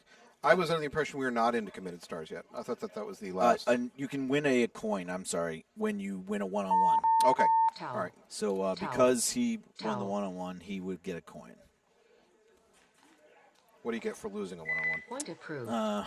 Usually we would mock them. But Jemmer's injured. He's a good guy. 1 minute. He's a good kid. What's he injured with? He's got a hamstring problem. Didn't he play with that last event, too? Yeah, Yeah. He's not very smart about letting himself heal up. that is true. Oh. All right, we got Invasion on the blue side and Ruckus on the red side. Ruckus needs a bounce back here. It's a tough start so far in the day. I think Invasion won their first game, correct? Yep. Yes. Invasion won 4-0. 4-1 over the Axemen in the second match of the day. And we 30 had seconds. Ruckus losing to Riptide also in the second match of the day, right? So 4-0. Ruckus so far has won 2 out of 3 of my big brain 20 awards of the day. So at least they have that going for them. They have a strong track record at their back. Tuan is mocking Gemma, saying that he's faking the injury. Ooh, wow, that is not cool. 10 seconds. Mock him for playing badly, but not for being injured. I would say he's dramatizing his injury. I think the injury is real. He's doing the hurt puppy, hold the leg up thing. He had to get carried off 2 weeks ago in a rotation, so. Ruckus corner player taking a walk from the Dorito side. Okay, so 5-on-4 Invasion over Ruckus. They also have, I believe that's Taylor Strange. Invasion player makes a run from home out to that Dorito side corner. It was long, it was slow, it was not pretty, but he got there. It's up to the Dorito 4. And they wow. It is falling apart for Ruckus here. Ruckus player. 2 Ruckus players walking off at basically the same time. 4. Ruckus player attempts to make a run out to that Dorito corner. Does not make it. That should be it. It should be a walk-in, hit the buzzer situation for Invasion. I believe that is Taylor Strange. Had a 3-pack in that match. Ooh, hey, let's go back to bingo. Ace. Let's see if he... Did you say he got a 3 kill? I am not confirming, but I think he might have. He definitely was shooting a lot of people, but it could have been his backup guy. If you have 3-pack, I'm willing to give it to you. Well, what I definitely have is opponents of the same bunker. We forgot to mark that off from an earlier point in the game. Well, all right. 3-kill game. I'll give you that one. Are you sure? I don't want to. I'll be honest. I'm not positive, but that side of the field definitely shot 3 players. Let's put it that way. I'm going to flip a coin or something. You can do whatever you feel is good. I can't morally take that. I'm going to let it go. I'm the bigger man. Who was behind Taylor Strange? There was a 2-man push going on. Someone with no kills? I don't know. It's a possibility. They just came off in droves. Well, all right. Yeah, I'll leave that one go. We have to. I don't know how we confirm that stuff. I got to say, you have better eyes than I do for picking out who gets what 20 kill. seconds. You tend to have a very good idea of who gets what kills. I'm more of I don't know. Player walked off. Yeah, I know which people you can kill from each 10 bunker seconds. usually, so that's right. When I see that person walk off, and I see that obviously someone's in that bunker. You just connect the dots. Yeah. All right. Looks like Bobby making a big run out to Dorito side. Ooh, false start. Get him, pull him. Not a death. False start. Yes, Every tag. yes, they just pulled him. No. Yes, they did. Yes, they did. They did. You're right. Yes. You are absolutely correct. False start death. Yes. False start death. Oh my God, that loses me the damn thing. Oh God. Yes. That's $50, folks. I'm giving $50 to Cam's crew. Damn it. I think Gabe Ricard just got me the win. What was that, Gabe? I don't know. It looks like him. Damn you, Gabe. God. All right. I think that's 5 in a row that I've lost at bingo to you. Bobby's trying to make a move up the middle. Oh, and Bobby gets a flag. Things have returned to normal. No, but I think he was, again, not the culprit. I believe he got it. I think Gemma got him pulled again. So maybe in this situation, but I did talk to him in between games, and I said, hey, Gemma got a flag and you got pulled for it. That's kind of a reversal of normal order. And he went, no, that was me that got the flag. Gemma got pulled for me. I don't know what just happened there, but. Marcus just got 2 kills. Or at least 1. He got the command center. Is this guy in the snake still alive? He's not being active if he is. Yeah, that's it. So he walks in. All right. So Marcus did get the last 2 kills. All right, Alex, you're going to need to go to the booth cam. I have to concede. Concede again. This is brutal. Anthony, Base. giving the marker. You can do All it. right, man. This is all for charity, so don't be too disappointed here. I'm shaking his hand because I might have a head cold, and that way I get a little bit of a win off of Yeah, this. I'm only going to Paris on Monday. So. Oh, that's right. You guys are heading to Paris for the... Yeah. Yeah, so it is this layout then. It is this layout. Yeah, we've been studying it, so we feel real comfortable with it. Yeah, Drew. Now, you'll show up there. It might be slightly different. Point approved. You know, a bunker can be off by 6 inches. You kind of have to recalibrate, but... 1 minute. This field actually is on turf, too, so practicing on turf, it was a good thing for all the players, so... I think we're prepared. U16 was out here. U19, Marcelo, the coach, as well as the women's team, Nikki, the coach from Ironman. So I think we got a really good practice in. It sounds like it. I assume you're flying into Paris and then heading west? Yes. It's like an hour and 40 minutes out of Paris, out of Charles de Gaulle. Are you going to get any time in Paris to, see the sights? No, probably not. Maybe a half day. 30 seconds. We'll see on the way back. Well, that is a shame. Yep. I would immediately fake an injury if I was playing there, and I would just be like, I'll stay in Paris. Not everybody. I guess there's a couple players that chose not to play the NXL Europe part of the event, so they could go do sightseeing, but most of the players are so gung-ho about playing. They're playing that part of the event as well, so they're going to be playing 5 days in a row. All right, we got Ruckus on my left, Invasion on my right. Ruckus only down 0-1. There's 11 minutes on the clock. Ruckus make a big move up in that Dorito 3, and he takes the ball. Ian's doing a really good job reffing over there today. Yeah. He is on it. Yeah. I did briefly talk to our head ref, Jake, in between points. He feels like they haven't thrown enough flags, but I think overall what I've seen has been good. I think they're on it so quickly that they don't need to throw as many flags. Yeah. You know what I mean? All right, Ruckus home player tries to make an ill-advised move out to the can, and he takes 2 steps and gets blown up. I don't know if that's Taylor Strange again, but whoever that is definitely got 3 kills that game. Ruckus should have toweled out of that, saved their players the misery. Yeah, that fell apart hard. I think that might be Taylor. Yeah, that is Taylor. He definitely got 3 kills that game. Well, I'm marking it. I don't care. I would. It doesn't matter, but I'm marking it on the board just to make myself feel better. 3-kill game. Anybody go out of bounds? Can somebody go out of bounds? That'd be great. I think they're waiting for a concession here. Yeah. From Ruckus. There's 10 minutes on the clock. That's a long time to sit out there. There we go. Base. Oh, so far it hasn't looked good for Ruckus. I don't know what they do different. They have to slow that Dorito side down. Taylor is on fire. Yeah. And whoever's playing behind him is playing real close to them, and they're both just tag teaming that Dorito side. And at the same time, Ruckus is losing their Dorito side early in the game, so they got to get that cleaned up. I think they're taking too big of a run to Dorito side for Ruckus. I think they need to dial it back just a little bit, make it a secondary bump. My experience looking at the field, if you can get into that Dorito corner on the run out, which is there's one lane you have to run through, but once you get through that lane, if you get to the Dorito corner, you can turn the corner and basically just go right upfield. You're behind a shadow of so many bunkers, it's real easy. And if you do it quick enough, their snake side is not set up to stop you yet. Even if they're sending somebody to that snake wedge, if you go fast enough, you should be fine getting to wherever you want to go. The only counter to that is if you know someone's going to round the corner, you put someone in that Cali bunker looking that way, and you'll catch them after Dorito too, and that's a big gap from that bunker. Fair enough. But they have to be looking that way. Right. All right. Axemen Riptide. Looks like a clean break for both teams. I take that back. Axemen walks off from the Dorito corner. Looks like John Derula is going underneath from the home to the baby Derula. Yeah, baby Dorito. He's getting a check. And eliminated. Yeah, ref calls him out. Ref calls 2 players out. Wow. All right, Axemen just dying off on that Dorito side. Leaves 2 of them left alive. They got what you're calling the Cali, which is the mini wall on the snake side, and they got that center tower. Riptide recognizing the situation, go ahead and take their secondaries. The game is tied 1-1. There's no reason to hold back.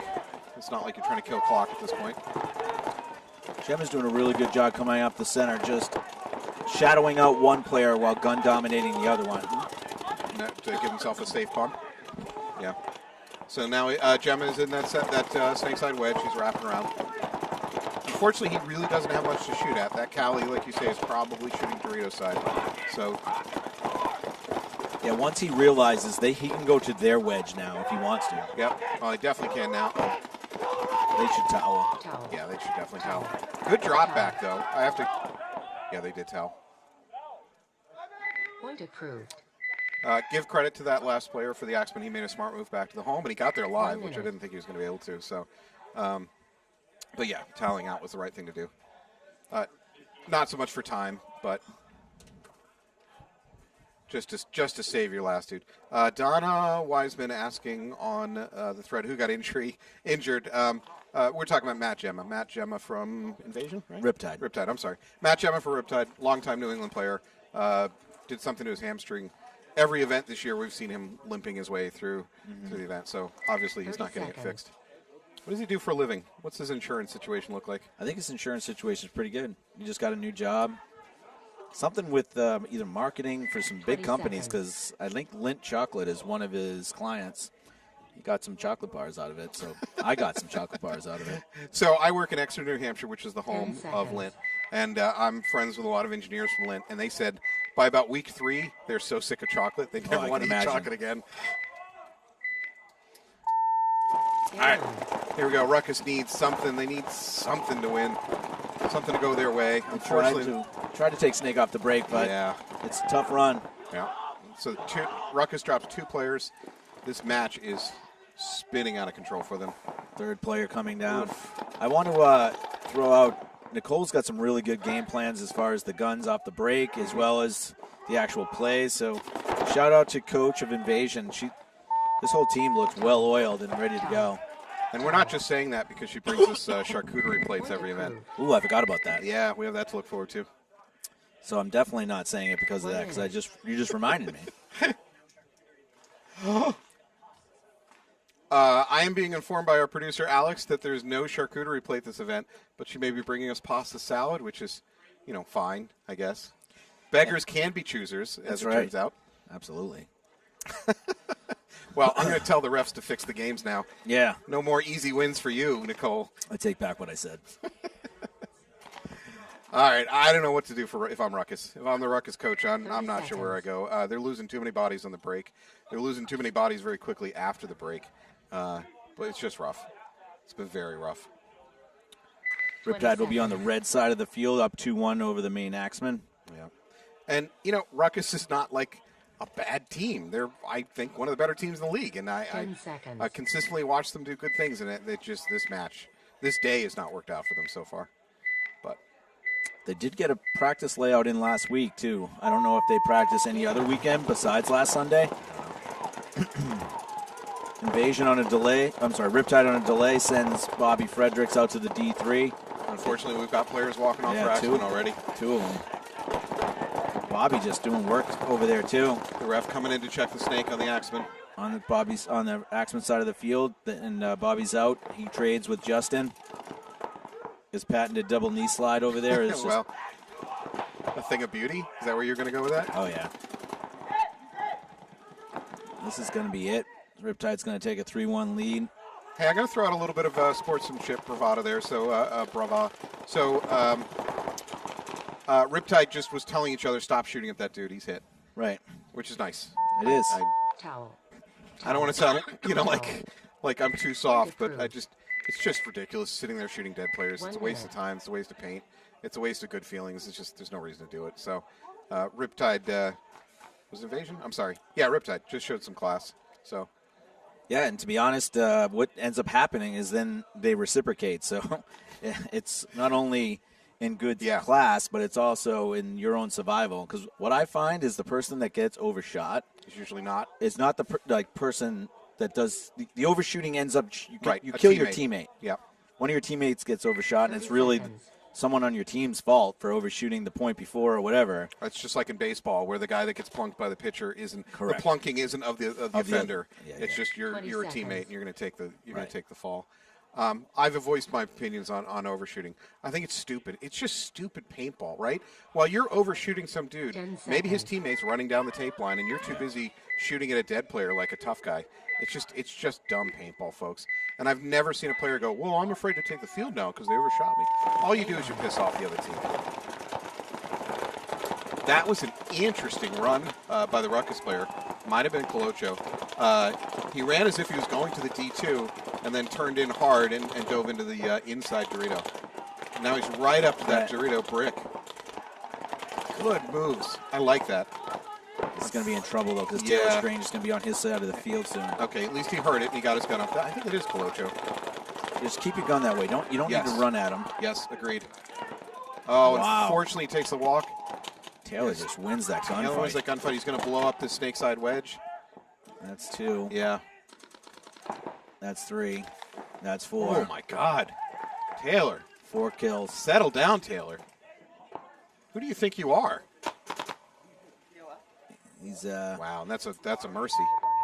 Base.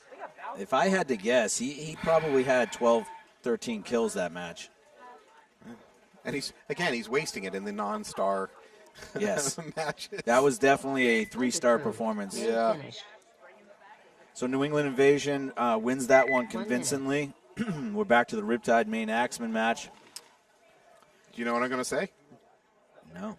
It's still consistent that everybody that starts out on, am I pointing at the right place? On the right side is winning the matches. So far, every team that started out their match on to my left has won the match. I mean, the higher seeded teams start on that side, though. So Oh, is that really the case? Yeah. Oh, well, jeez.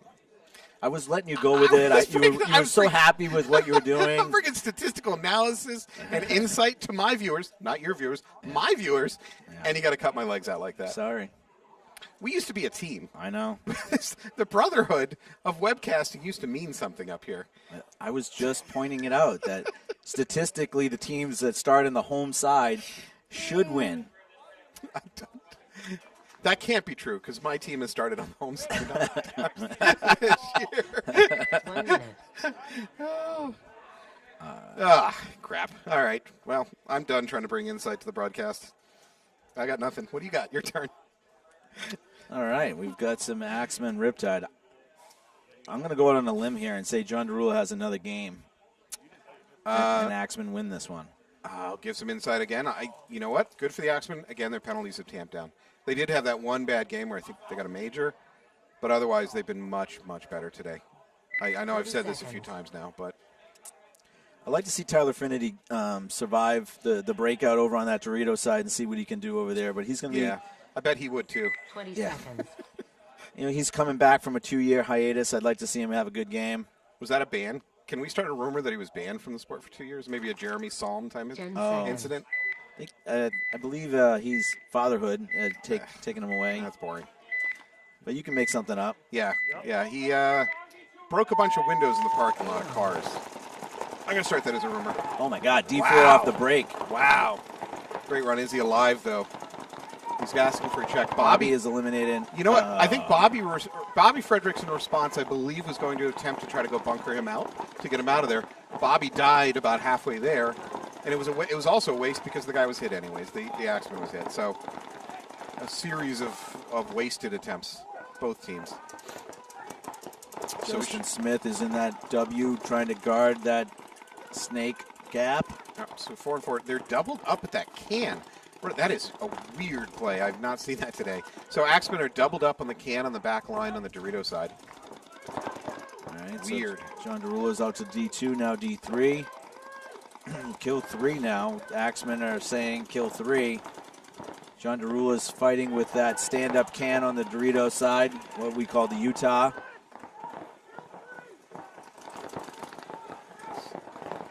So we got 2 left for Riptide. Riptide just really want to bleed the clock right now. No, I take it back. Instead they try to move upfield.